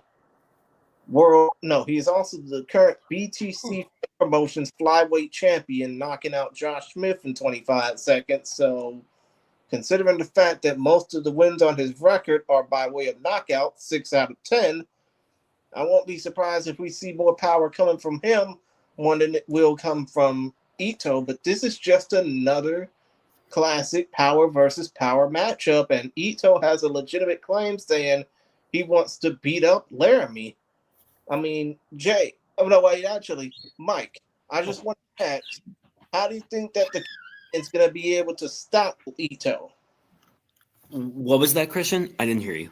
How do you think that Laramie's going to be able to stop Ito from unleashing his swagger, so to speak? I would say be aggressive. The thing about Ito that I've noticed is that he's very cautious. He loves to counter. So it would behoove Laramie to drop, essentially put a ton of pressure on him, make him uncomfortable, and drown him. That's to me what the game plan should be. Because the thing that frustrates me about Ito, way too tentative, does not throw enough. Mm-hmm. Take advantage of that with activity and overwhelm him. Right, of course. And Jay, what are your thoughts about this fight? Man, I'm looking forward to this one. You know, Tony Laramie, Canadian international fighter. I was really happy when they signed him. I want as many international fighters in the Epic Rising as possible. So I was really happy that they signed this kid. And I'm looking forward to his sophomore performance in the Epic Rising. And I hope he knows the assignment. I want to see some superior rule set from him. And, it's no secret that I want Laramie to win, even though he's not American. But, I want to see him win. And I'm hoping that, they said, because remember Sakakibara-san, the CEO of Epic Horizon, said that they're not only going to do a heavyweight Grand Prix this year, they're also probably going to do a flyweight Grand Prix. So I'm saying if Tony Laramie gets a win here, and no matter if it's Presley or whatever, if he gets a win here, he's going in that flyweight Grand Prix, 100%. So I want to see him get a win here, and I want to see it be with superior. I want to see a superior rule set from Tony Laramie. That's what I want to see. The wild man throw some wild strikes with some superior rule set. That's what I want to see. I want to see some wild man flying stomps and I mean, I want to see it. I can't wait for this is one of the bangers of the card. I can't wait to see. And look, both of them are 27 and 26 years old. But this whole card is loaded with young guns. There a lot of them are veterans, obviously, but the young guns in the 20s is all up and down this entire card, man. And this is another one of those matchups that Drew was saying that he likes with the prospects, young guns matching up against each other. So yeah, it's a big step in the right direction. Hopefully they continue it. Yeah, absolutely. Yeah, they will. Don't even trip, Mike. They will. I think this is the year. 2025 is the year. This is the Rising's 10th year in existence, right? So this is the year, I believe, and I cannot wait to see this card right here. I'm hoping we're going to see some superior rule set. We just saw last week at Deep there was superior. Oh, my girl's calling. I hate you guys. Oh shit, I can't even pause it. Hello? Hey. Put it on. Hello? Put it on mute. Hi. What's that? Guys, here, keep going with the show. Let me talk to my girl real quick. I'll be right back. Yeah, put it on mute. But yeah, still though. Point of the matter is, how long do you think this fight's gonna last? Honestly, I think it's gonna go to decision. Are you sure? I am, because like I said, I think Ito is very cautious. I think he'll be if Laramie hurts him, I think he's going to get way too defensive, and it'll be very hard for Laramie to finish him. Because a lot of Ito's fights in Ryzen, I think the majority of them have been decisions. Mm-hmm. So I would like to see him be more aggressive, but it's hard to. He like I said, he's a counterpuncher at the end of the day, selectively aggressive. Right. And I'm not sure against a fighter like Laramie that's the right way to fight. I can understand that.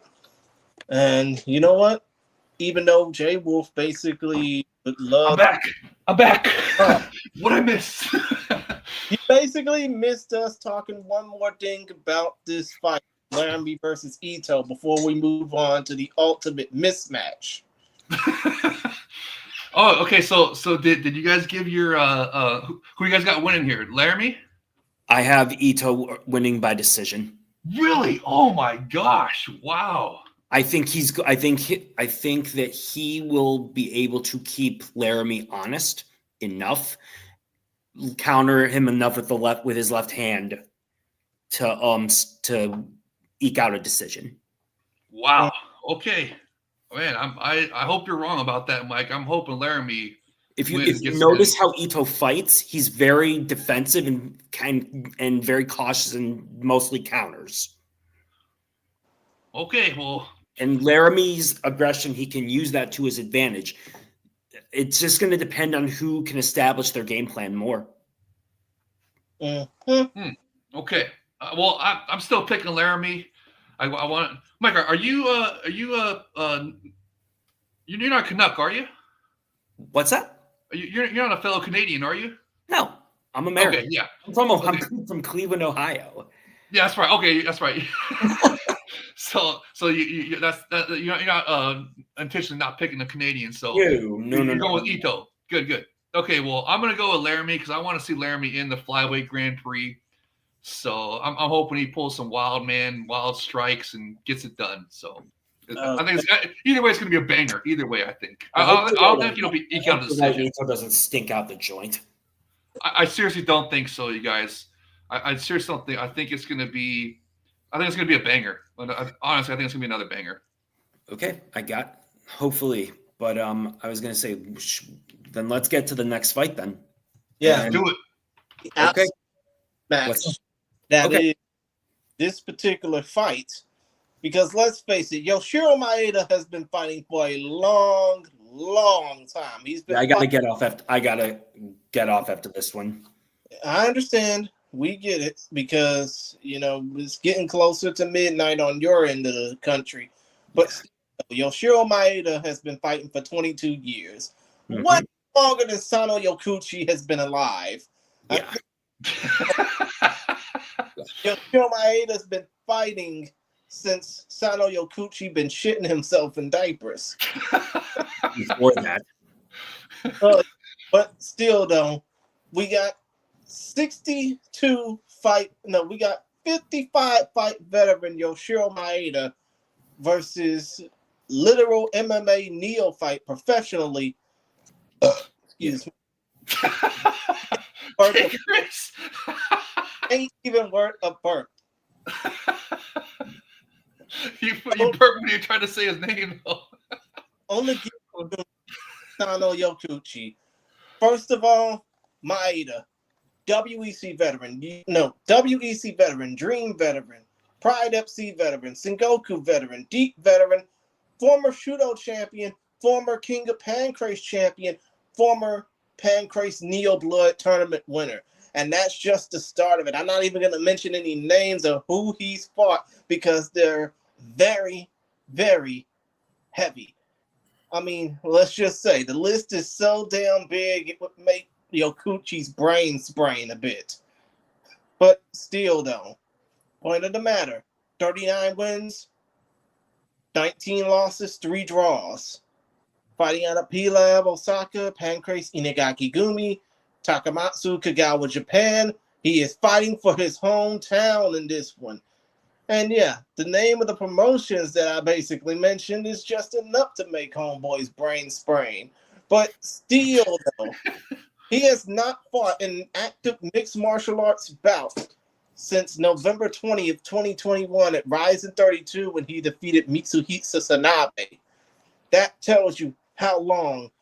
I mean, again, like I said, dude's been fighting for 22 years. That's how long this dude's been in the game. And yes, Maeda has a win over Clever Koike Herbst. We know. He also has a win over Masanori Kanehara. Yeah. And Takafumi Otsuka and Chase Beebe. Holy shit. Again, I'm not even going to mention all the names and all the titles that he just won. And by the way, Maeda represents Encounter Gym nowadays. So how is this a mismatch then, or what were we saying? The fact that the opponent he's facing is 18 damn years old and has never had a pro fight. Yeah, but he looked really impressive. This is the kid that won the Rise in whatever that thing was called. What was this, like Kyoshin tournament or whatever it's called? Yeah, Kyoshin tournament. Yeah. So I mean, it's not like he's some scrub that has got off the couch to come in here and face Maeda to get his 40th win. The kid is obviously a rising process, and you know how the Japanese like to do it. They love to take a young prospect, young gun, hot prospect, and throw him in there against a gritty veteran like Maeda. Yeah, but this is ridiculous even by Japanese standards. Of course. Well, they want to see what Yokouchi is all about. What he's got. And put him in with some deep jobber. Not a 61, 62 fight veteran who may be 43 years old, but has all the experience and is as wily as a fox. Like, no. Come on, let's face it. Maeda's old enough to be Yokouchi's daddy. He's 43. Even if the guy's washed up, he still has all that experience. And Yokouchi doesn't. So we're going to see what Yokouchi is really made of then. And this is a huge gamble.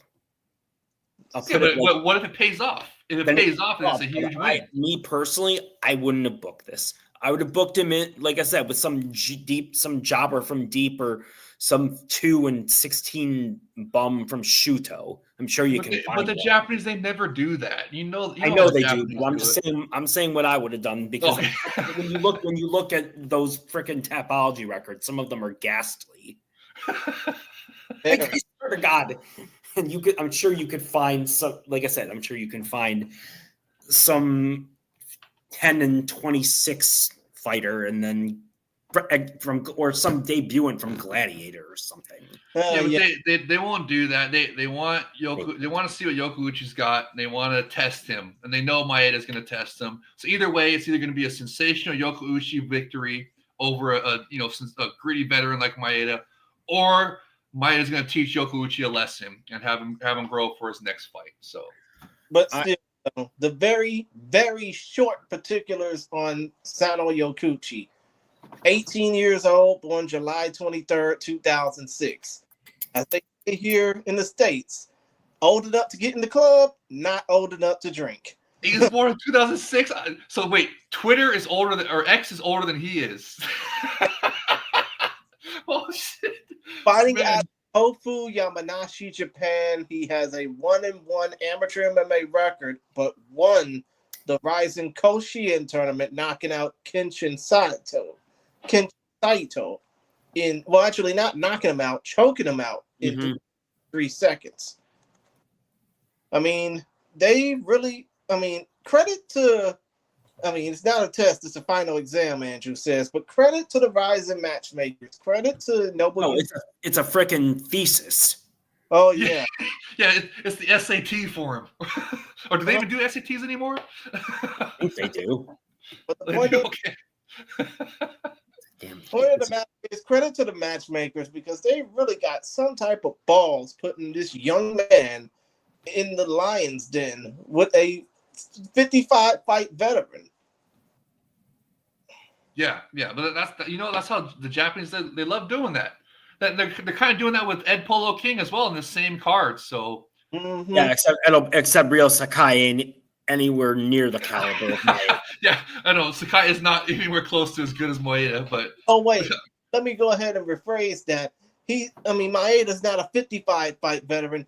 He is a 64-fight veteran.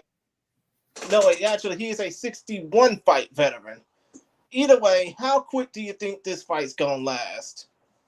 Honestly, guys, I think it's going to be a banger. I think Yokouchi is going to shock everybody, and it's going to be a banger. And Maeda, he very well could get his 40th win in this fight right here. But either way, he's going to test this kid Yokouchi, see what he's got, and I'm actually really looking forward to it. So, and Yokouchi, he impressed in that Kyoshin final tournament that he won in his Rising debut.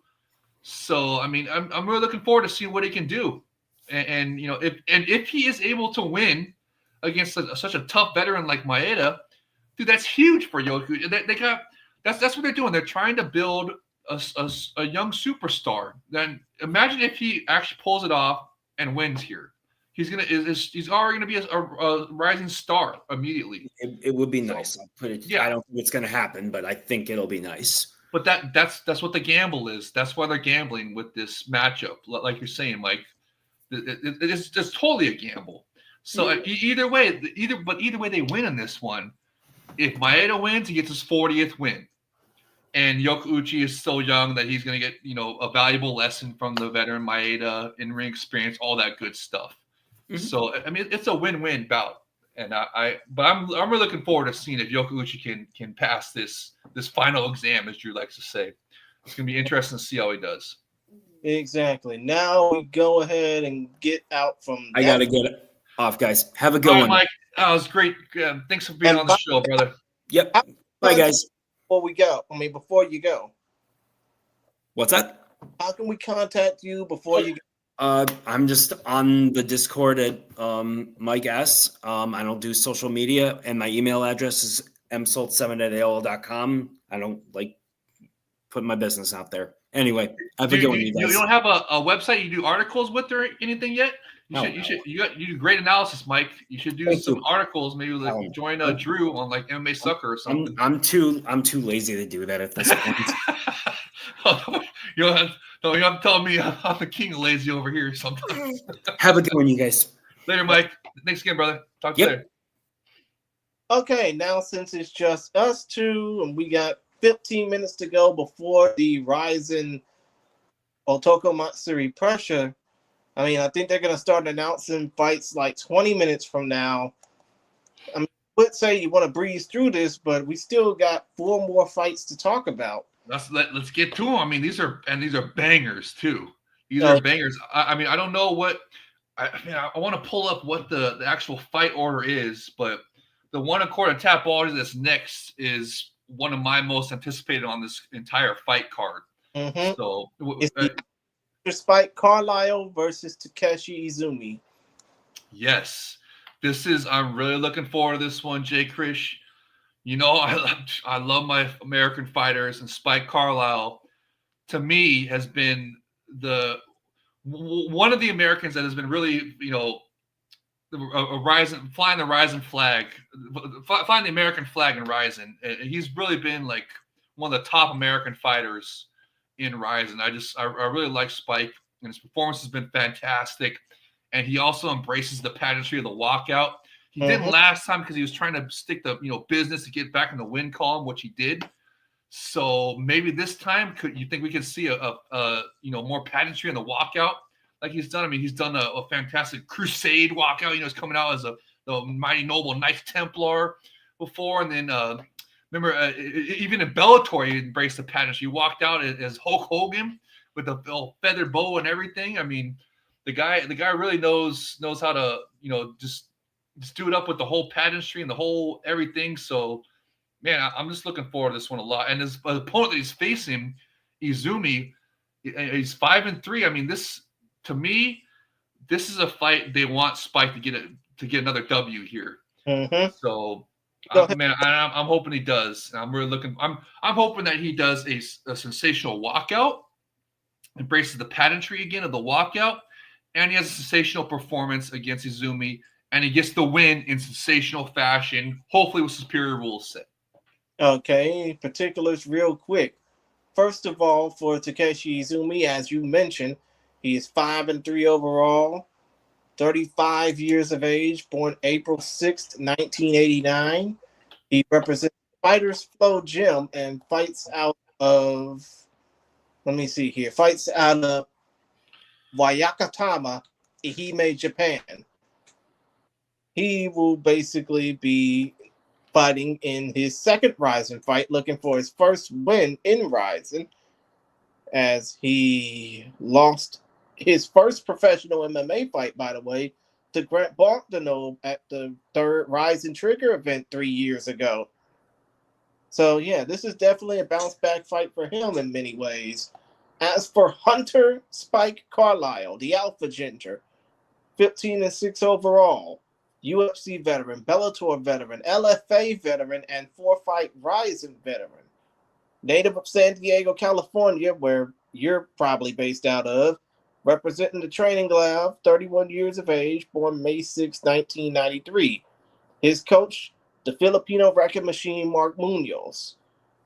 Of course, when it comes down to his Ryzen run so far, he's 2-2. His best wins were submission wins.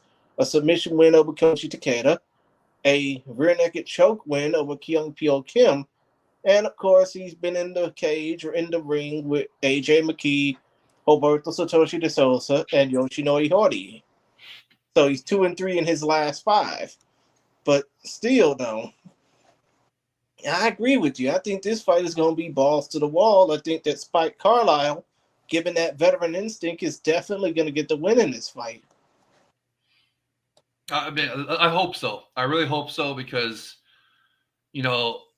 this is one of their top weight classes, 155 pounds lightweight, right? And Mike, like you and Mike were saying earlier, they don't have a lot of contenders. That's why the Luis Killer Gustavo fight could be for a number of contenders bout. And Mike was saying they don't really have that many contenders. Well, right here, this bout right here could be another contender bout because Spike is good. He's a great fighter. So this could be another contender rising right here in this fight. I mean, I'm not saying that if he wins, he's going to get a title shot. I'm just saying if Spike wins, there could be another contender right there in the lightweight division. So, I mean, I love how Spike embraces the pageantry too. I'm hoping he gets back to that because remember he had stopped doing the walkouts because he thought that it was like distracting him from his in-ring or in-cage performances or something. So he was all business last time. He got the win. So now I'm hoping he goes back to embracing the pageantry as well. And to me, I think he's got a clear experience advantage over Izumi. So and he's got the youth experience right now. He's barely 31. Izumi's 35. So honestly, this is Spike's fight to lose, in my opinion. Mm-hmm. And I really hope that he embraces the pageantry. He brings a great fight as well, and I really hope that he does a superior rule set. So I want some superior rule set from Spike. That's what I want to see in this bout. And then we'll have a new contender at 155 pounds ready to go. So I mean, of course, it's gonna be awesome. And now let's go ahead and go to the lone women's fight on the card. Seo Young Park versus Machi Fukuda. And yes, I know she goes by her opponent's first name, Machi, but like I said, if her mama named her Machi Fukuda, I'm going to call her Machi Fukuda. But first of all, the particulars on her opponent, the Felty Cat, which her nickname roughly translates to, Seo Young Park, 5-4 in mixed martial arts, 21 years of age. Born May 31st, 2003. She holds a record of 5-4 with 1 no contest. Fighting out of Gunsan, North Jeolla Province, South Korea, or the Republic of Korea, as some people know internationally. Still, though, she holds a 2-1 with 1 no contest record in Road FC heading into her Rising debut. Her most recent fight was a neck crank submission victory over Eugene Shin back at Road FC 71 in December. Unfortunately, that bout got overturned for reasons I don't know. I think Andrew will probably explain it in the comments if he is still around. As for Machi Fukuda from Utsunomiya, Toshigi, Japan, 21 years. Basically these are 2 young chicks. 21 That's right. age, born June the 3rd, 2003. So Seo Young Park holds the slight age advantage by only a few days. Anyways, it says here they're literally the same exact. On Tapology, it says they're literally the same exact age. Yeah, it's just that Seo Young Park is about a few days older than her, about 4 days older than her. Oh, it says right here on Tapology that they're the exact same days as well. So that must be a mess up. Point of the matter is, Fukuda is 6-2, 1-0 in the Rising Fighting Federation. Her lone win was against Ayaka Watanabe at Rising Landmark 6 about 2 years ago. Other than that, she's fought primarily in Deep Jewels, losing to, in one of her most recent fights, Siwoo Park, but also defeating Rising veteran Amp the Rocket, Suwanon Boomsorn, via heel hook back on November 23rd. Real quick, what are your thoughts about this fight between these 2 young ladies? I like it. The two good-looking young ladies, and Machi is they're trying to build her into the next women's star, and probably for the next weight division.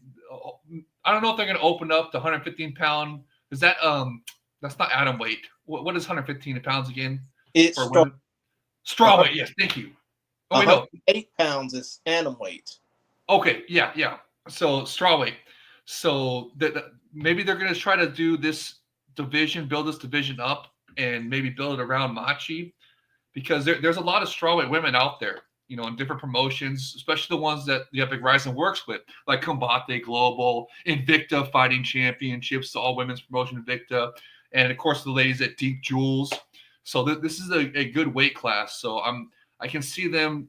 If Machi has a good performance here, I can see them trying to take her and building this division up. So with a bunch of, or, isn't this one of the UFC's division? Is 115 pounds? Yeah. Yeah. So, man, if they're not going to try to build up the division in Ryzen, maybe Machi could be trying to go to UFC after this. Who knows? So we'll see how it goes. But her opponent is a Korean girl from Road FC. Even her Tapology picture has her in a Road FC top. So as we know, that's one of the top promotions in Korea. Been that way for decades now, it seems like. So, it's going to be a good opponent for Machi. I'm looking forward to this one. I just hope we see the ladies actually represent good and bring some superior rule set, as we've seen them do before. So, like the champion, Siki Izawa, she does, she sees some grounded up kicks in her fights. So, I mean, could we see some of that stuff here in this one? Could some grounded knee or something, some grounded kicks? I hope so. I sincerely hope so.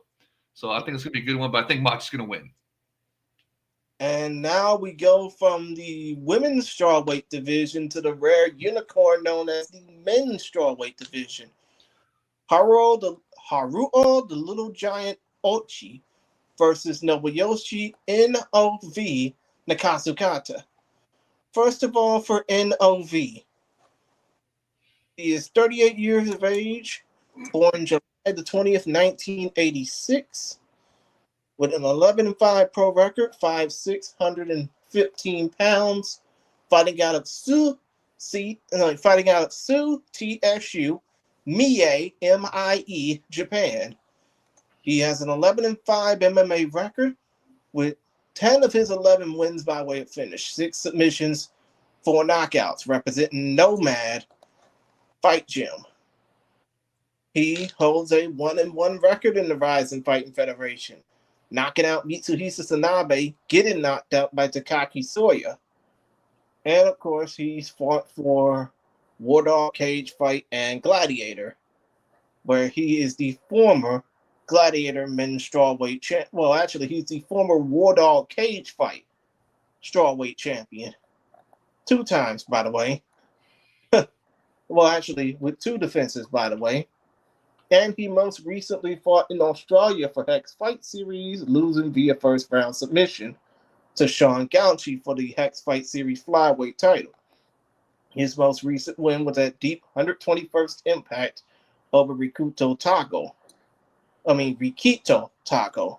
As for Ochi, 26-11-2 with 1 no contest, 41 years of age, from Saijo, Ehime, Japan, representing Poresta Ehime, 5'3", 116.5. He has he's 26-11-2 overall, has a 2-1 and 1 no contest record under Rising rules. And yes, we count that Bellator fight because it was Rising rules in the Bellator cage back in 2019. And he had that loss against Jarrett Monkey God Brooks that was originally a no contest at Rising 18. Other than that, he hasn't fought in the Rising Fighting Federation in almost in a little over 3 years when he defeated Tatsuya So. Other than that, he's the current deep strawweight champion and is a former... No, he didn't fight in Pancrase. But still, though, he fought the top guy in Pancrase, and that happened to be Tatsuya So, the strawweight king of Pancrase, when he defeated him via unanimous decision. So, top mule division. I mean, do you think Ochi has enough experience to beat Nobuyoshi. Yeah, of course. Wasn't Ochi? Didn't he have a grounded kick knockout or superior rule set finish? Or am I misremembering him? Let me see. Yeah, he did. He knocked out Mitsuhisa Sanabe. So actually, I'm wrong. He is 2-1 he is 2-0-1, won no contest in regular Rising rules. 2-1-1 when you add the Bellator fight. So and one of those knockouts was with superior rule set, if I remember correctly. So that means he knows the assignment. Yeah, that So Mitsuhisa Sanabe was a superior rule set knockout, but that was also almost 6 years ago. But I mean, he knows the assignment. So it's, I mean, even though he's over 40, I could see that playing hit to his advantage. I mean, he's got the experience, he's got more fights, he knows the assignment, he's got more fights, and he's been in Rising a bunch before. So, man, I could see Ochi winning this. I really could. But that's interesting. It's going to be it says Tapology says 117 pounds, and were they at that weight before when he was fighting? Was they at strawweight before? They were. Oh, okay. No, I was wondering because it says on Nakusaka Kasa, he says number 19 flyweight in Japan. So this guy, he's obviously dropping down to strawweight to face Ochi. So he's probably gonna have the size advantage, and he's under 40. So it's gonna be a tough fight for Ochi, but you can get it done. You can get it done if he knows the assignment, more experience, more fights under his belt. This might be a victory for Ochi. So we'll see how it goes. Mm-hmm. And one more fight we could talk about because we're right on the cusp of them. That's right. The presser is starting right now. Everybody watching live, check it out. The presser is on for Ryzen. Go to the Ryzen YouTube channel and check out the presser. I mean, come to think of it, I'm still waiting for when they'll have this shit ready. I mean, they're basically waiting in anticipation to put things up.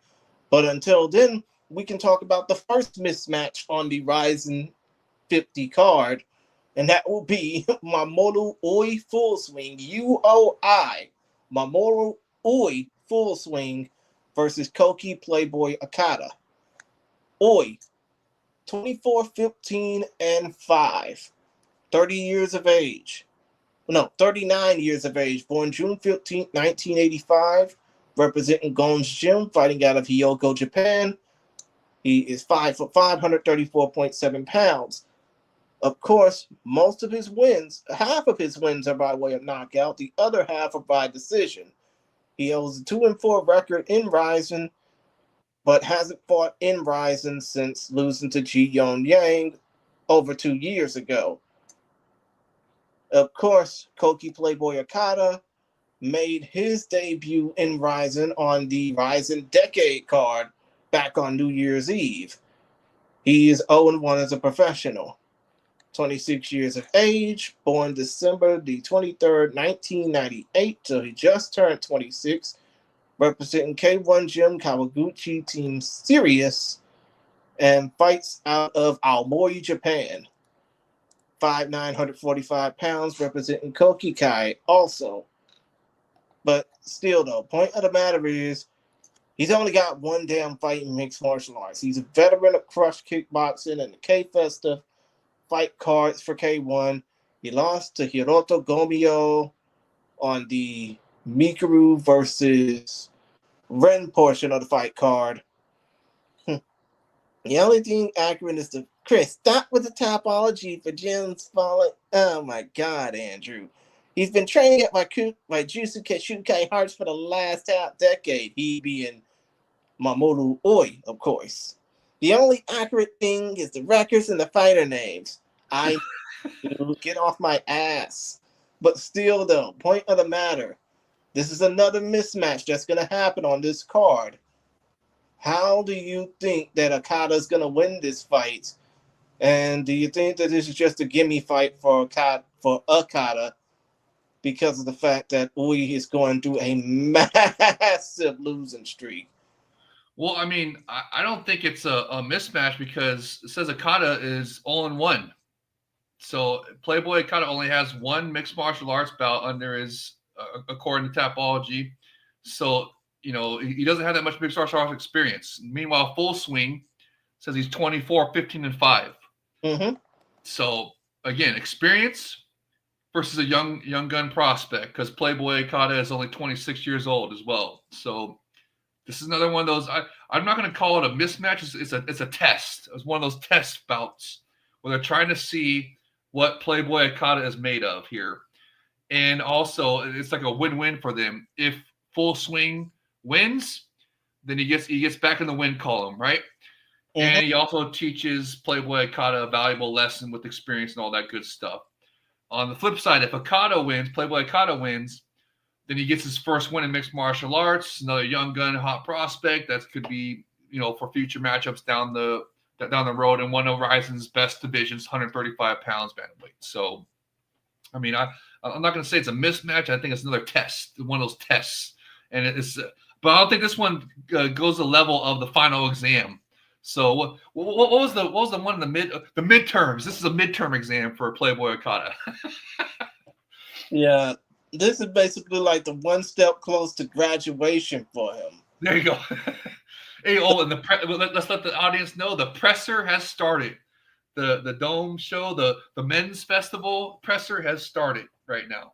Yeah, of course. But we don't want y'all to turn away just yet, because we're basically doing live coverage of this as Mr. Sakakibara is speaking. And if you're listening to this over on the podcast, we thank you for staying around this long and enjoying what we had to say. I mean, first of all, Andrew is saying, it's not a mismatch. Playboy Okada has a nut kick experience. Also, he arguably beat Hiroto Gomio. But still, though, real quick, before they get to who's all on this Otoko Matsuri card, what are your overall thoughts about this fight card? I mean, what are your overall thoughts about Rizin 50, not the Otoko Matsuri card? Because we're looking at this right now. They're talking about the Rizin 10th anniversary, which this is Rizin's 10th anniversary year, because I think they're going to probably have a big tentpole event in September as well, just to commemorate that. But still, though, real quick, before we see any fighters in the Otoko Matsuri presser come out, what are your overall thoughts about Rizin 50?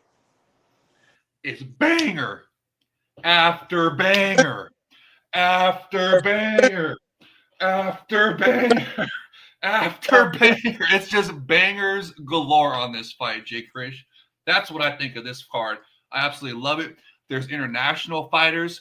It's over 15 bouts total. There's 13 superior rule set mixed martial arts bouts.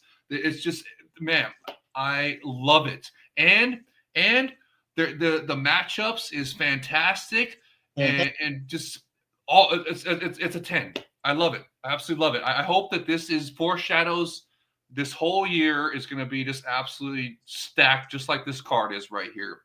And I can't wait. I can't wait to see how it plays out. I can't wait to see who wins and what the announcements are, all that stuff. It's going to be great. So I love it. And another thing that's fantastic about it, it's free. How freaking awesome is that? That it's not even they're not even charging us money for this one.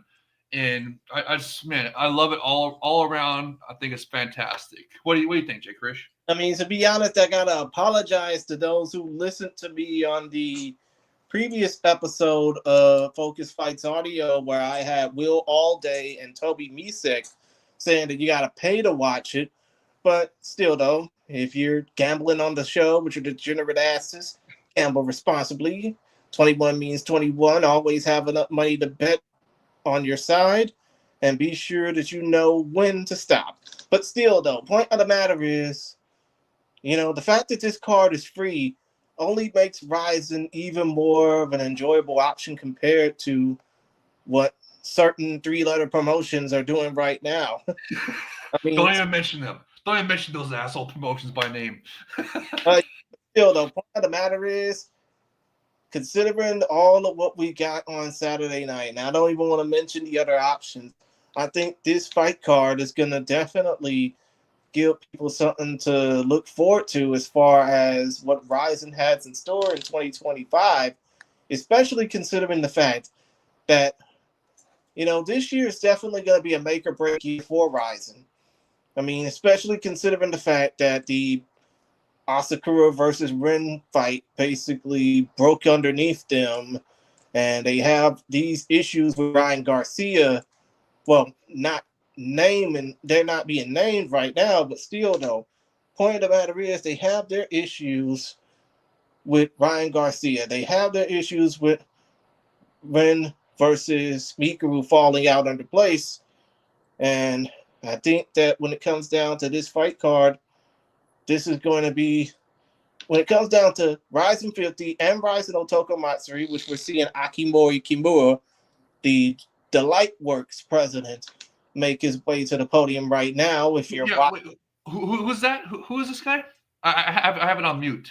President of the Lightworks. I think it's the company that Ryzen's going to be working with for this Otoko Matsuri card.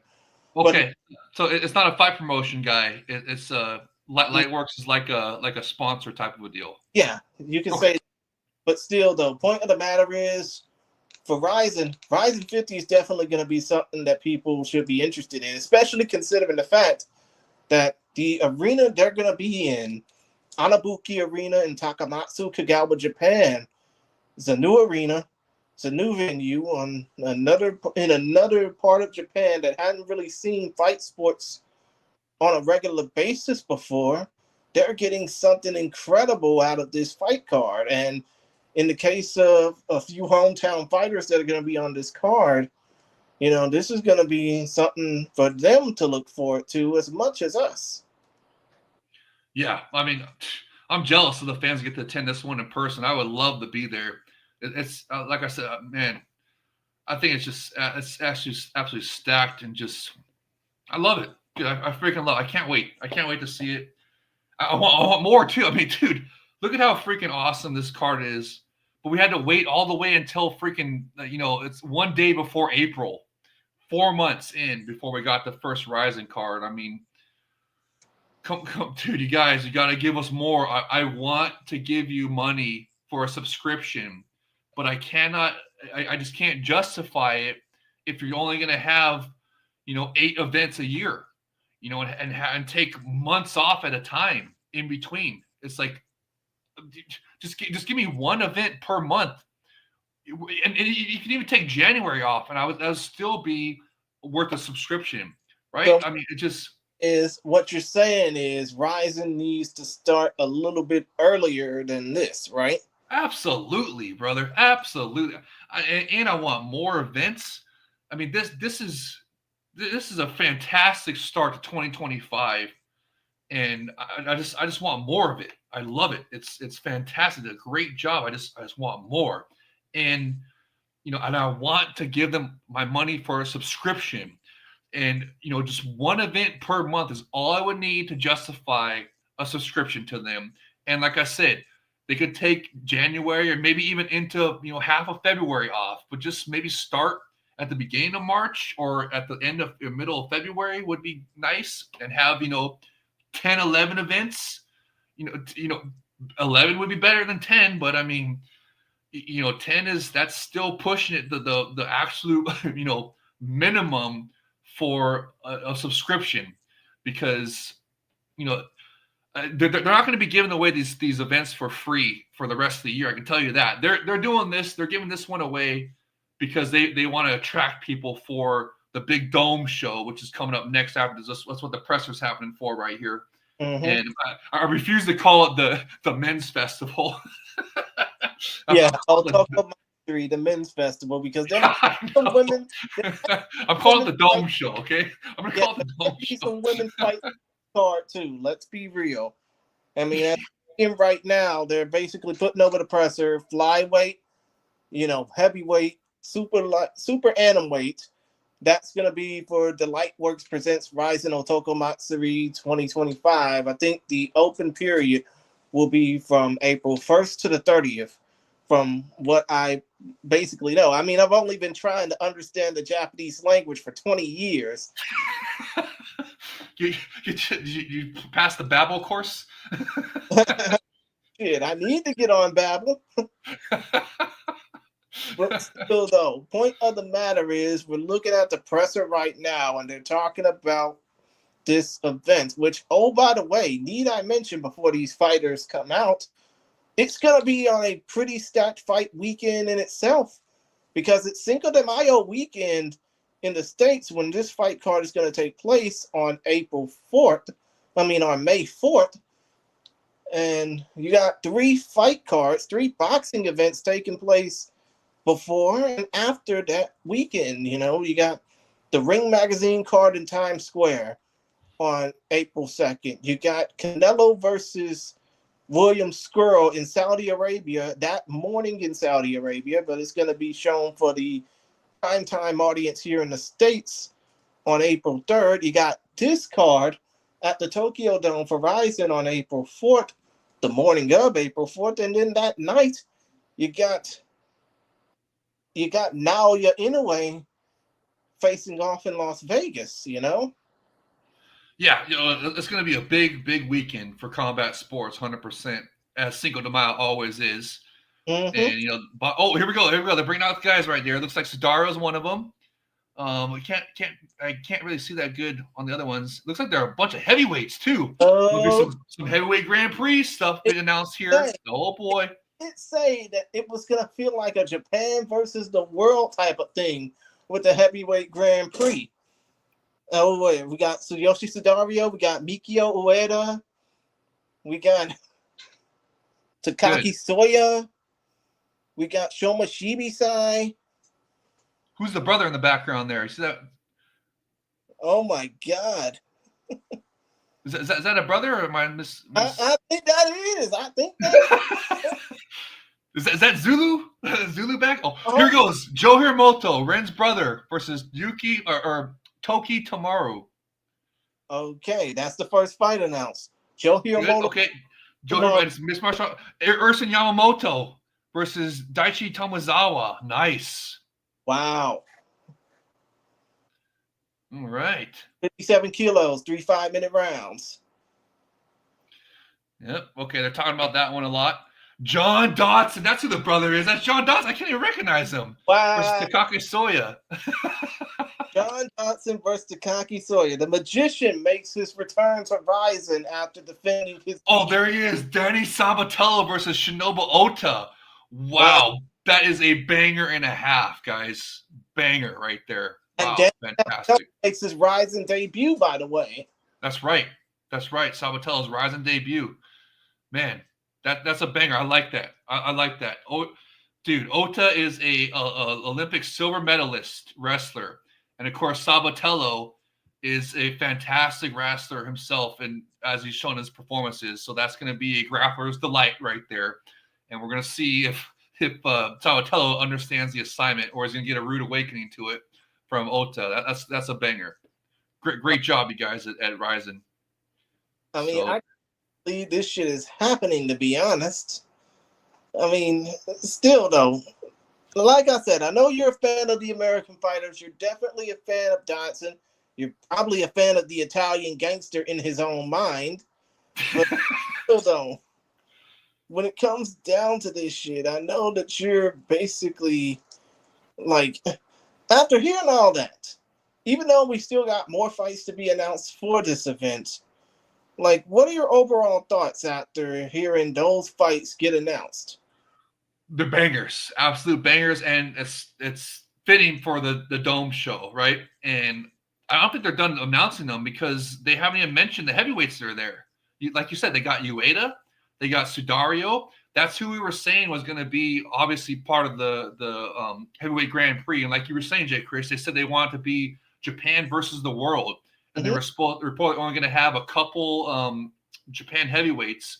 And so what we were saying is they got to be, Ueda and Sudario. So obviously that's what happened. But who is the third one that's on that stage right there? Do you recognize who that is? Shoma Shibi. Oh, it is Shibasai. Oh, okay. I didn't even recognize him, dude. Man. So that's another one we were talking about, thinking, it's going to be who's going to be the other Japanese fighter that's going to, because remember they said it was going to be 2 to 3. So we were wondering who was going to be, and Shibasai, that's who we were saying. So that makes total sense. Those are probably the 3 best full Japanese heavyweights they got. And then probably we're going to have to wait to see how Ed Polo King does at Rising 50. And if he does a great performance against, oh gosh, I forget what his opponent's name is already. Gosh darn it.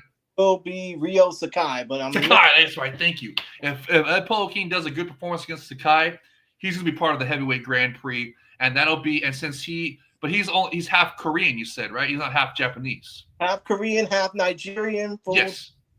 But still, so he will count as an international heavyweight. Mm-hmm. So but you're saying, like I said, it's going to be an 8-man tournament. It's Japan versus the world. It's going to start at that Otoko Matsuri event on May 4th, from what I'm looking at right now. The Rising World Grand Prix 2025 heavyweight tournaments. So we got who's it? Joe Augusta. So that's another heavyweight, isn't it? Huh? Soldakin, yes, it is. Here they're announcing the international fighters. Soldakin, that's the other one that was announced that was going to be part. He was the one that was on the Dana White Contender Series that got. Here it is. So KSW fighter, Merrick KSW fighter. There we go. Look at the grin on Sakaki Barasan's face. The KSW crossover fighter. So looking back at that, we got Andre Soldatkin, we got Jose Augusto, we got Marin Soyat, Soldiachuk, I think. But still, 7 fighters that we just popped off on our head right now. They got to think about who's going to be the 8th man. Well, you know what? Looking at that field, I mean, I'm hoping that they bring in a Fader team fighter because there's some available. They got to have at least, there's 7 right now. They got to have at least 3 more because there's got to be at least 1 alternate bout. So they got to have at least an American heavyweight to be a part of it, right? You would think so, right? But yeah, because look at what Glory Kickboxing has. Out of the 32 competitors they got in that tournament, in their heavyweight kickboxing tournament, I mean, the only one that's closest to America is Colin Georgia. He's from Suriname. Yeah. We'll see. I mean, like I said, there's probably going to be. What if they expand it to a 16-man? Oh, you know what? Now you're talking, because that'll give at least a couple of Americans an opportunity to be a part of it, to represent the world, right? Yep. And they can bring in some Fader team guys, and they can, if I'm looking at this field, I'm thinking maybe the Ed Polo King, if he does a good performance at Rising 50 this weekend, maybe he'll be the alternate. Maybe that'll earn him a spot as the alternate, because this field is pretty. As a bunch of veterans there, and the international guys are pretty good. So I think that'd be a little bit too much for Ed Polo King to be thrown right into that bracket. So now I'm guessing that Ed Polo King, if he does a good performance at Rising 50 this weekend, that he's going to be available for the alternate bout. And Jose Augusto, we know he had a sensational performance against the late, great Anthony Rumble Johnson, right? Yeah. So that it takes 2 to tango in that fight, and Jose Augusto was a second half of that, and so he's a great, good fighter, Brazilian fighter, in Patricio, the pound for pound pit bull camp, right? He's from that fight camp. Yeah, from the looks of 15-10 overall, with a good knockout ratio, 32 years of age. Yes, and so that's I'm really happy. He is going to be a smaller heavyweight too. That's probably why they brought him in there. Wait, look, that's not Dotson. Who is that brother in the background there? Oh my God, I don't even know. Maybe he's just there to interpret. No, heck no, that's a fighter, bro. That is a fighter. Who is that? Sure. Are you sure? I'm almost 100% sure, because he's in a fighter chair. They don't need an interpreter, because they got right there the number 2 on the screen right now, Shingo Kasawagi, Charlie Kasawagi. So he does the he does the English translations, right? So, I want to know who that fighter is. Who the heck is it? They didn't say it yet. Hopefully, we got enough time to basically get through this, because, I mean, yeah, we do got enough time. I'm trying to upload a podcast, damn it. But the point of the matter is, when it comes down to this fight card, and again, we see all the fighters pressed up at Press Row because they're basically trying to put them all over. I mean, damn, this fight card is already epic in itself. I know you like saying that it's the Epic Rising. It is. This year, Jay Chris is going to put the Epic into the Epic Rising. I can feel it. Mm-hmm. Here, look, they got this. They got a Sodakin on the screen right now from FNC. That's a Russian promotion. And Sodakin, as you guys remember, he was on the Dana White Contender Series, and he whooped his opponent's ass, but he got disqualified for an illegal knee, which is probably what put him on Sakakibara-san and Shingo-san's radar by scoring that illegal knee. They're like, oh man, hey, this guy's perfect for the Epic Rising, where there is no such thing as an illegal knee. We don't do that pussified UFC rule set here. Those are 100% allowed here. So I guarantee that's why they brought him in. And that's a little brief look through it. Alexander Sodakin. He's 31 years old, 19-15 with a 73% knockout ratio. And when they had his name up on the screen, and then they cut right to they showed Sudario afterwards. So are they going to match up with Sudario? I mean, that must be Shiba Sai. So maybe they're going to put up with Shiba Sai. I don't know. It's early to say who all going to get matched up with who, especially considering the fact that, you know, we got these matchups taking place. I mean, we got these potential matchup ideas in our mind taking place when that's just 6 of the 8 heavyweights that we basically heard from. Yeah, yeah. So who is this? Who's the KSW fighter heavyweight that they got here? They haven't put him up on the screen yet. I want to see who that guy is again. I think his name is Marcin Solderichuk. I think. I don't know. I mean, again. There it is. There it is right there. Marek Somichuk. Man, I don't know how to say the Polish name. Samochuk. 28 There years, you go. 184 centimeters. 11 wins, 7 losses, 56% knockout ratio. So think about 6 of his wins are by way of knockouts. Nice. And he's a KSW fighter. Who are those guys in the background? That's not Ampo, is it? No. Gosh, I should put it on the bigger screen. I got it on my phone. I'm watching it on my phone. I mean, it's okay, dude. I mean, I'm watching this on my computer right now when I should be watching it on my TV. Oh. But still, though, I get what you mean. There's the GOAT, Sakakibara-san. I'm pretty happy with this heavyweight field. What do you think of it so far? The heavyweight field, I think it has some. I mean, we don't even know who all in. I mean, we don't even know outright who all is going to be fully in this. But hey, it's best to know right now because a lot of these people basically, I mean, a lot of fight fans just put Rising down because of the fact that, they think it's the minor leagues. Nah, they're jealous. They're jealous because it's got better action than the UFC. The Puss FC with the pussified rule set. UFC, nah, more like the PFL. That's right. Because they got the pussified UFC rule set. But we don't have to deal with that shit with this. And this is, man, that's why they're hating, because they're jealous, Jay Chris. They're jealous because they know this is the rising dragon in the East. The Pride 2.0 is rising. I'm spelling that with a Z, not an S. Rising. As it's like a phoenix from the ashes. That's right. And so far, we know the field that we know is 6 heavyweights have been announced as the heavyweight Grand Prix field.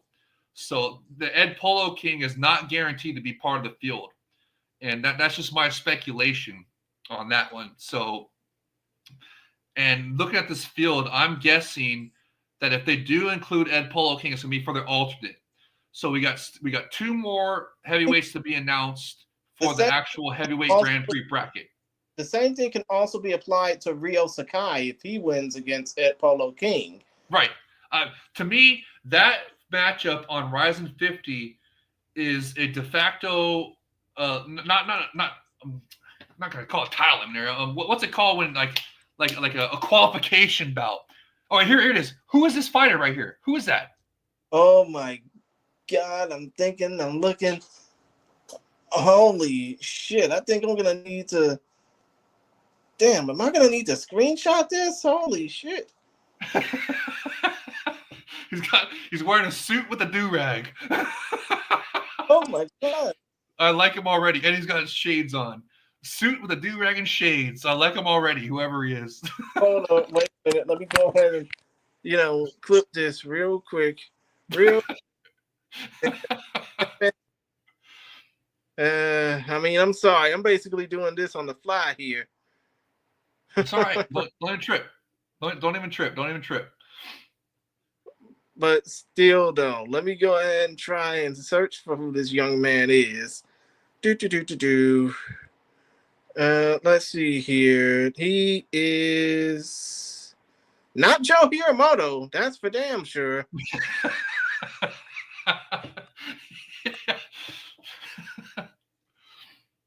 I mean, this dude just looks. I mean, I'm not even gonna say he's a streamer or whatever, but still, though, he looked very suspicious, so to speak. No, they put up a graphic of his name and his he had a record, a mixed martial arts record. So this is obviously Urson Yamamoto right there. Yeah, that is Urson Yamamoto. Fighting for his family's legacy because his mom ain't fighting anymore. But still, though, I can't tell shit from the comments either because they're all in Japanese and it's might as well be in freaking Sanskrit or something. I can't even tell what's going on, dude. So I mean, it's okay. Again, I've been trying to understand the Japanese language for 20 fucking years. I mean, I got some symbols of their writing that I recognize now from watching the fights and stuff like that. And I recognize a couple of the words, but it's a tough language. So yeah. I mean, kind of think of it. It's the other way around when the Japanese say that English is a tough language. I know, right? look at this Kagabara. Look at the goat. Ursa must be saying something that he likes. He's got a big old smile on his face, was laughing. Yeah, you got to grin from ear to ear, so to speak. Yeah.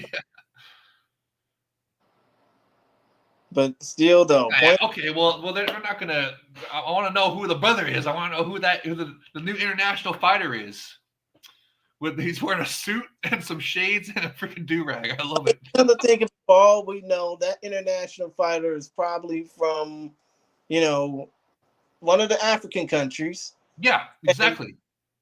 And, yeah, 100% guaranteed. That's what was the country that Cape and Rosenstruck were from? Manel Cape is from Angola by way of Portugal. Angola, that's right. And Rosenstruck was Suriname, right? Yeah, Suriname. Okay, yeah. So I wonder if it's one of those, like the sub-Saharan African countries that he's from. Dude, I hate to be the bearer of bad news, but Suriname is based in South America. Well, not South America, but the Caribbean. Oh, okay. But Angola is definitely not where Cape was from. That's definitely sub-Saharan Africa. Angola is North Africa, and Portugal is in Europe. Yeah. But yeah, looking at the list of fights right now, and I'm going to try and retweet them all on the Focus Fights account. John Dodson versus Takaki Soya, flyweights, 3 5-minute rounds. Dodson, the current BKFC flyweight champ. Soya, Shudo Bantamweight Rookie of the Year and MVP from years gone by. Joe Hiramoto versus Tatsuki Tamaru. Tamaru, 2-division Rise champion. Joe Hiramoto, Ren's little brother. 7 kilos, 125 pounds. Urson Batman Yamamoto versus Daichi Tomizawa. Urson, obviously, keeper of the family legacy of the Yamamoto clan in fight sports.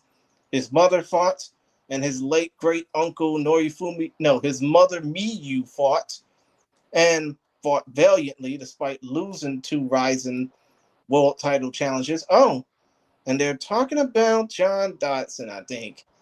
Yeah, they are talking about John Dodson. Yep. That Dodson put out there. Yeah, you can tell from the graphic because they got the American flag and John Dawson's record, and their coach, of course, is Ota. The what year did he win the silver medal in the Olympics? 2016. 2016. That's right. So silver medal, Olympic silver medalist, which is no small feat. That is actually very impressive, and he's been really good in the Rising Ring. That's a fantastic matchup for John Dodson. You know what? Could that be a title eliminator? What do you think, Jay Krish? Probably could. It definitely could. It definitely could in my book.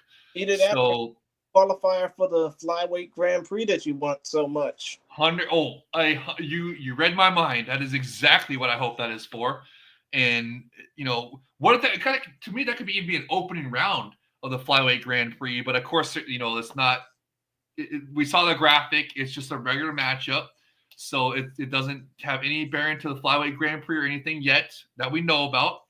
But I definitely could see the winner of that being, honestly, that to me that's a number one contenders fight right there. Because is it confirmed that Kyoji is signed with the UFC yet? Has that been confirmed yet? Not yet, but it's rumored. Okay, so it's still just a rumor, but it's probably going to be confirmed later on this year, or later on, this next month or two, whatever. Because remember the news is that the UFC was going to sign Kyoji, and they were going to go to do a UFC Azerbaijan show, and Kyoji was going to face one of their top 10 flyweight guys, or top 15 flyweight guys that was from Azerbaijan or that region right there, and that was going to be his reintroduction to the UFC. And then if he wins that, then he's going to face the flyweight champion UFC.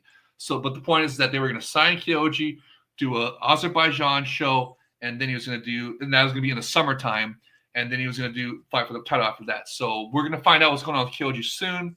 And then if he's going to sign with the UFC, then this fight right here that we're talking about, Dodson versus Ota, to me, that could be a number one contender fight for the belt. But what I think is going to happen if Kyoji goes to the UFC, I'm almost certain that the flyweight Grand Prix is going to be to crown a new champion by the end of the year. Yeah, most likely. Yeah, it fits perfectly, right? So that would almost have to be what they do.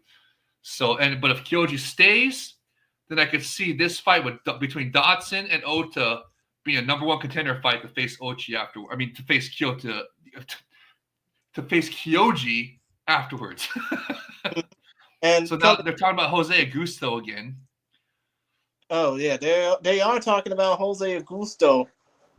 Why do they have LFA up there? Why don't they put? I guess because Bellator is a dead brand. Yes, whatever. It very much is. You can thank and blame prima donna Don Davis for basically killing that promotion off. Yeah, but guy's freaking moron, dude. And obviously they're not doing any collaboration with them anymore, which is terrible. What a fumble. Fucking dummy Don Davis, the fumbler, dude. Stupid. Exactly. But still though, Jose Gugu Augusto, 10-4 overall, pulling up his record now. 32 years of age, born March the 28th, 1992. He has a record of 10-4 with one no contest, representing the Pitbull Blooders brand, fighting out Natal, Rio Grande do Norte, way of Paulo Afonso Bahia, Brazil. He has a professional MMA record of 10-4 with one no contest. 6 of his 10 wins come by way of knockout, 2 via submission. And he fought twice in Bellator. He fought 4 times in Bellator. He fought his last 2 in the LFA. Nice. And then they just had Sodakin on there, who's a great fighter, fighting in the Russian promotion right now. But all the fans know him from Dana White's Contender Series, where he had the memorable illegal knee under the pussified UFC rule set. So to me, he is the number one, the top seed of this heavyweight Grand Prix so far. I'm really excited to see Sodakin get in there on the superior rule set, where this time he won't be disqualified for throwing the superior rule set. So I'm really looking forward to seeing that. And then we know what the 3 Japanese fighters are, which is Ueda, Sudario, and Shibasai. So that there's not going to be any more Japanese fighters. So we need 2 more guys for 2 more heavyweights for this heavyweight Grand Prix. As far as Alexander Soldatkin goes, 14. I'm hoping it's going to be Fader Team, guys. I'm hoping we're going to get some Fader Team fighters because they need some of them need a home, and you know like Moldavsky. I think he didn't resign with the PFL, so he's gonna. I mean, I love to see Moldavsky in there.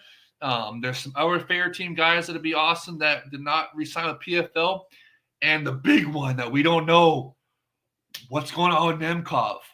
Is Dummy Don Davis, the fumbler, going to keep fumbling? He's been fumbling a lot of high-profile fighters from Bellator that have been leaving. Could Nemkov be the next? Nemkov said in his last fight, that was the last fight of his contract. So what's going on with Nemkov is, I guarantee you, he's going for that Ngannou matchup. And if Dummy Don Davis does not give him the Ngannou matchup, then he's probably going to go. He's going to be gone. And if that happens, if Dummy Don Davis fumbles fumbles Nemkov, I want him in this tournament. I want him in the Grand Prix, and he's going to become the face of Rising's heavyweight division. This is a great Grand Prix field right here. Now, and also another guy. Remember, Rosenstruck, originally a Rising veteran that went to the UFC, became a UFC top 5 heavyweight, right? Title contender, all that good stuff, right? He's also a free agent now. Could they sign Rosenstruck back? Could he be one of the guys that's going to be in this heavyweight Grand Prix? He would also be one of the top seeds as well. So there's a lot. I mean, interesting, dude. This is exciting. I'm freaking excited. But I want to know who this brother is behind Sudario right here. I love his.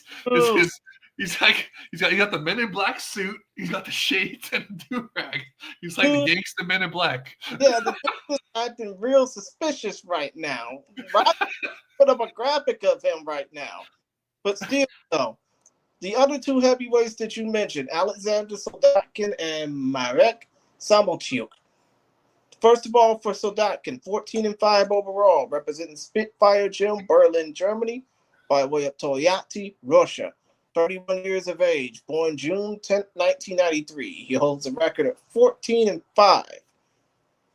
And, of course, he's a finisher. 12 of his 14 wins come by way of finish. 9 via knockout, 3 via submission, a 1-fight veteran of the Contender Series, a 6-fight veteran of Open FC in Russia, and he's a veteran of German Titov's Russian Combat Championship, which we all know gave way to Ivan Shurtikov. Go figure. Hey, what was the KSW? What was Marsek's record again? What was his recent record, I should say, in KSW? Marek Samolchuk, 7-4 overall, 5-3 in KSW. 28 years of age, born July 1996. What's his recent record in KSW? He's on a win streak or a losing streak? He's on a win streak. He's on a 3-fight win streak, as a matter of fact. But excellent. Out of Beata Podlaska, Poland, representing Urik Fight Club and Shiki Wonshud Bianca Podlatska. Oh my God, that's a lot of word salad. How are you better at the Polish than I am? Chris has got the Polish language better commanded than I do. I'm crazy when it comes down to logistics. When it comes down to logistics, dude. Also, by the way, just to mention, I'm pretty sure Daniel Dzubecki would like this. He's a former Voltore tournament champion. He outlasted 3 men in one night to win the first Voltore tournament back in January of 2020. Oh, nice. I didn't even know Voltore did a one-night tournament. That's sensational. Because when we were watching, remember that we didn't even realize about Voltore until Daniel Dzubecki did the commentary for it. Remember? That's how we discovered Voltore. So... that's cool. I did not know that he won the first Voltore championship. That's even better. that raises him on the. He's going on up in the ranks on my scene for this bracket right here, heavyweight bracket. I'm pretty excited. I'm liking these fighters, you guys. And we still got 2 more to go. Man, I can't wait to see who the next 2 are going to be. Man. Come to think of it, you're saying it's 2 more. Like you also said, it could very well be a 16-man tournament. That'd be the dream. That would be the dream if there be a 16-man tournament and we get, instead of just 2 more, we get 10 more. That would be freaking awesome. We get all the Fader team guys, Rosenstruck, everybody. But right now, we still only, it's going to be only 8 so far that what we know. It's probably going to be 8, right? Obviously, it's got to be at least 8. It can't just be 6. So, right now, who do you think's going to be the next 2? I want to hear your predictions. To be honest, like you said, it might be the winner of that King versus Sakai fight from Ryzen 50 coming up, but I think they don't get by without getting an American on this card. And considering the fact that you got plenty of American fighters looking to be a part of it, I mean, you got Ben Rothwell, you got Chase Sherman. I mean, what about Rock Martinez? He's American. Yeah, American by an extent. I mean, he does live in Guam, but still, though, that's American territory. That would be just like when we take Greenland, we take Panama, the American Canal, and hopefully Canada. Fuck's sake. So it counts. Guam counts. So Rock Martinez, that count. And basically, Andrew said this about TJ Laramie. He's a citizen of the 51st. Get the fuck out of here. Yes, true. That's right. But it's not going to be 51st state. It's going to be the 51st territory. Oh, God. Wow. Okay, dude, who is this brother in the? I'm tired of not knowing who this guy is. Why did I put a graphic up for him? Dude, I think I'm going to tell you right now, we're probably going to know who the hell he is after this stream is over, because I'm pretty sure there's going to be a lot of Japanese Twitter folk basically putting this over, saying, oh, I seen this dude. I know who he is, and da-da-da-da-da, and then we're going to have to do an extensive search over who this guy is. Like I said, he's making him laugh right now, whoever he is. So he's pretty good on the mic, apparently. He's making people laugh. So I just, man. But still, though, we've been on here for over 2.5 hours now. I think it's about. Oh, you want to wrap it up? All right. I mean, come to think of it, we already got our feel over who's going to be a part of the Ryzen Otoko Matsuri card. And oh, by the way, when it comes down to Otoko Matsuri, let me go ahead and remind the people the fights that are already pre-booked for this card.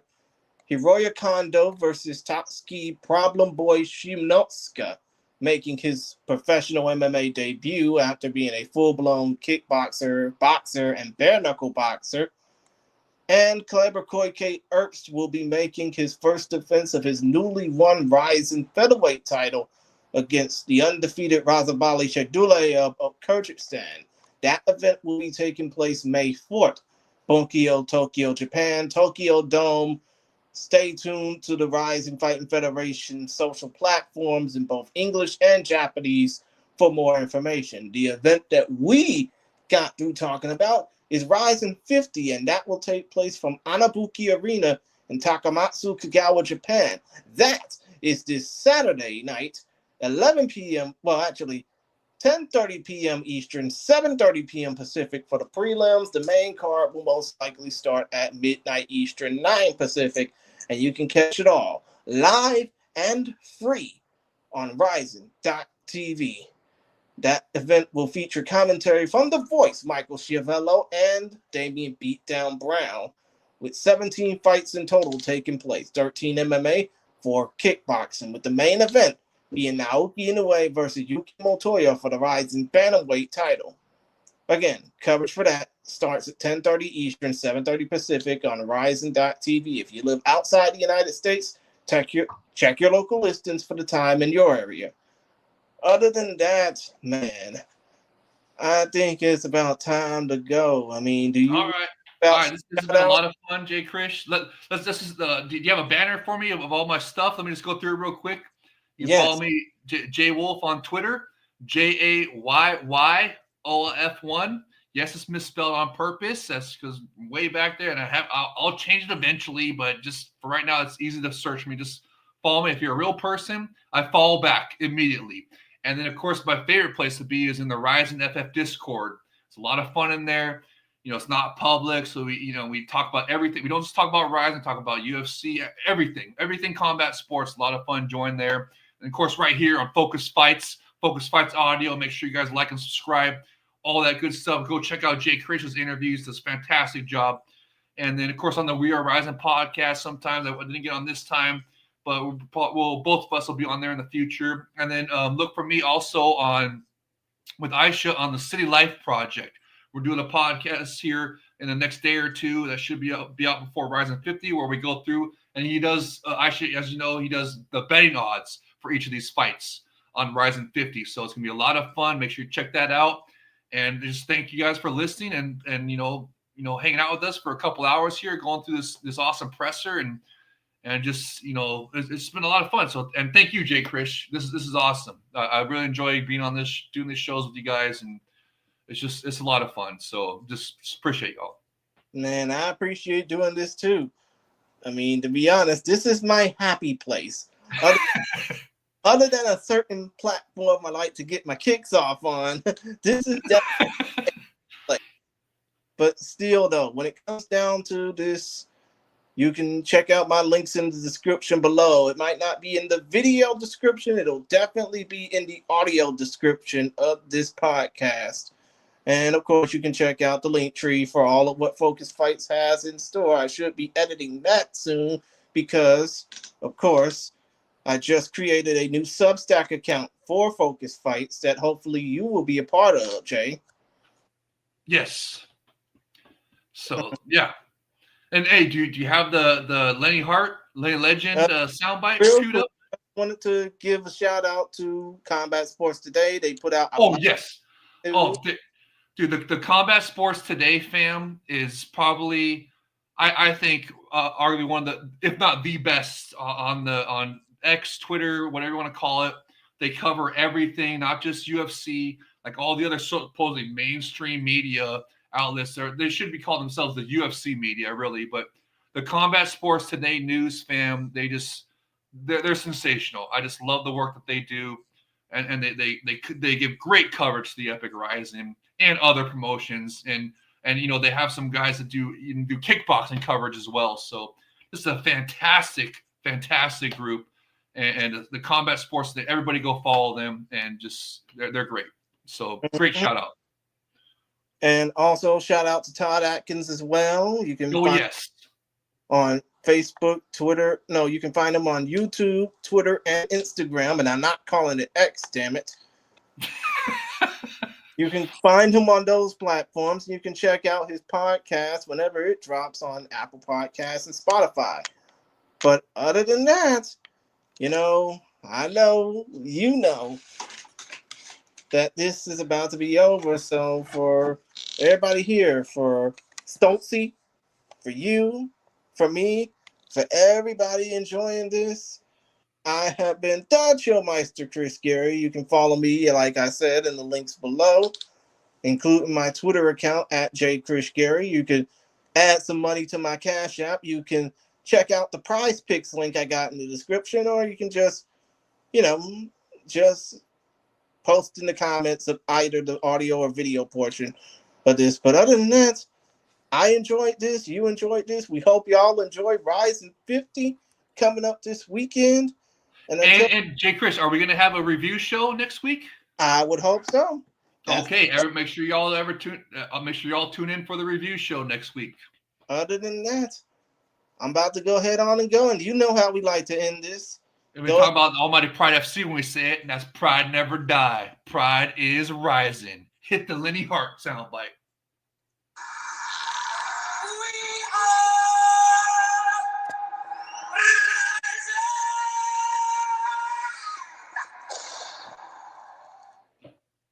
And we out. See y'all later. Peace.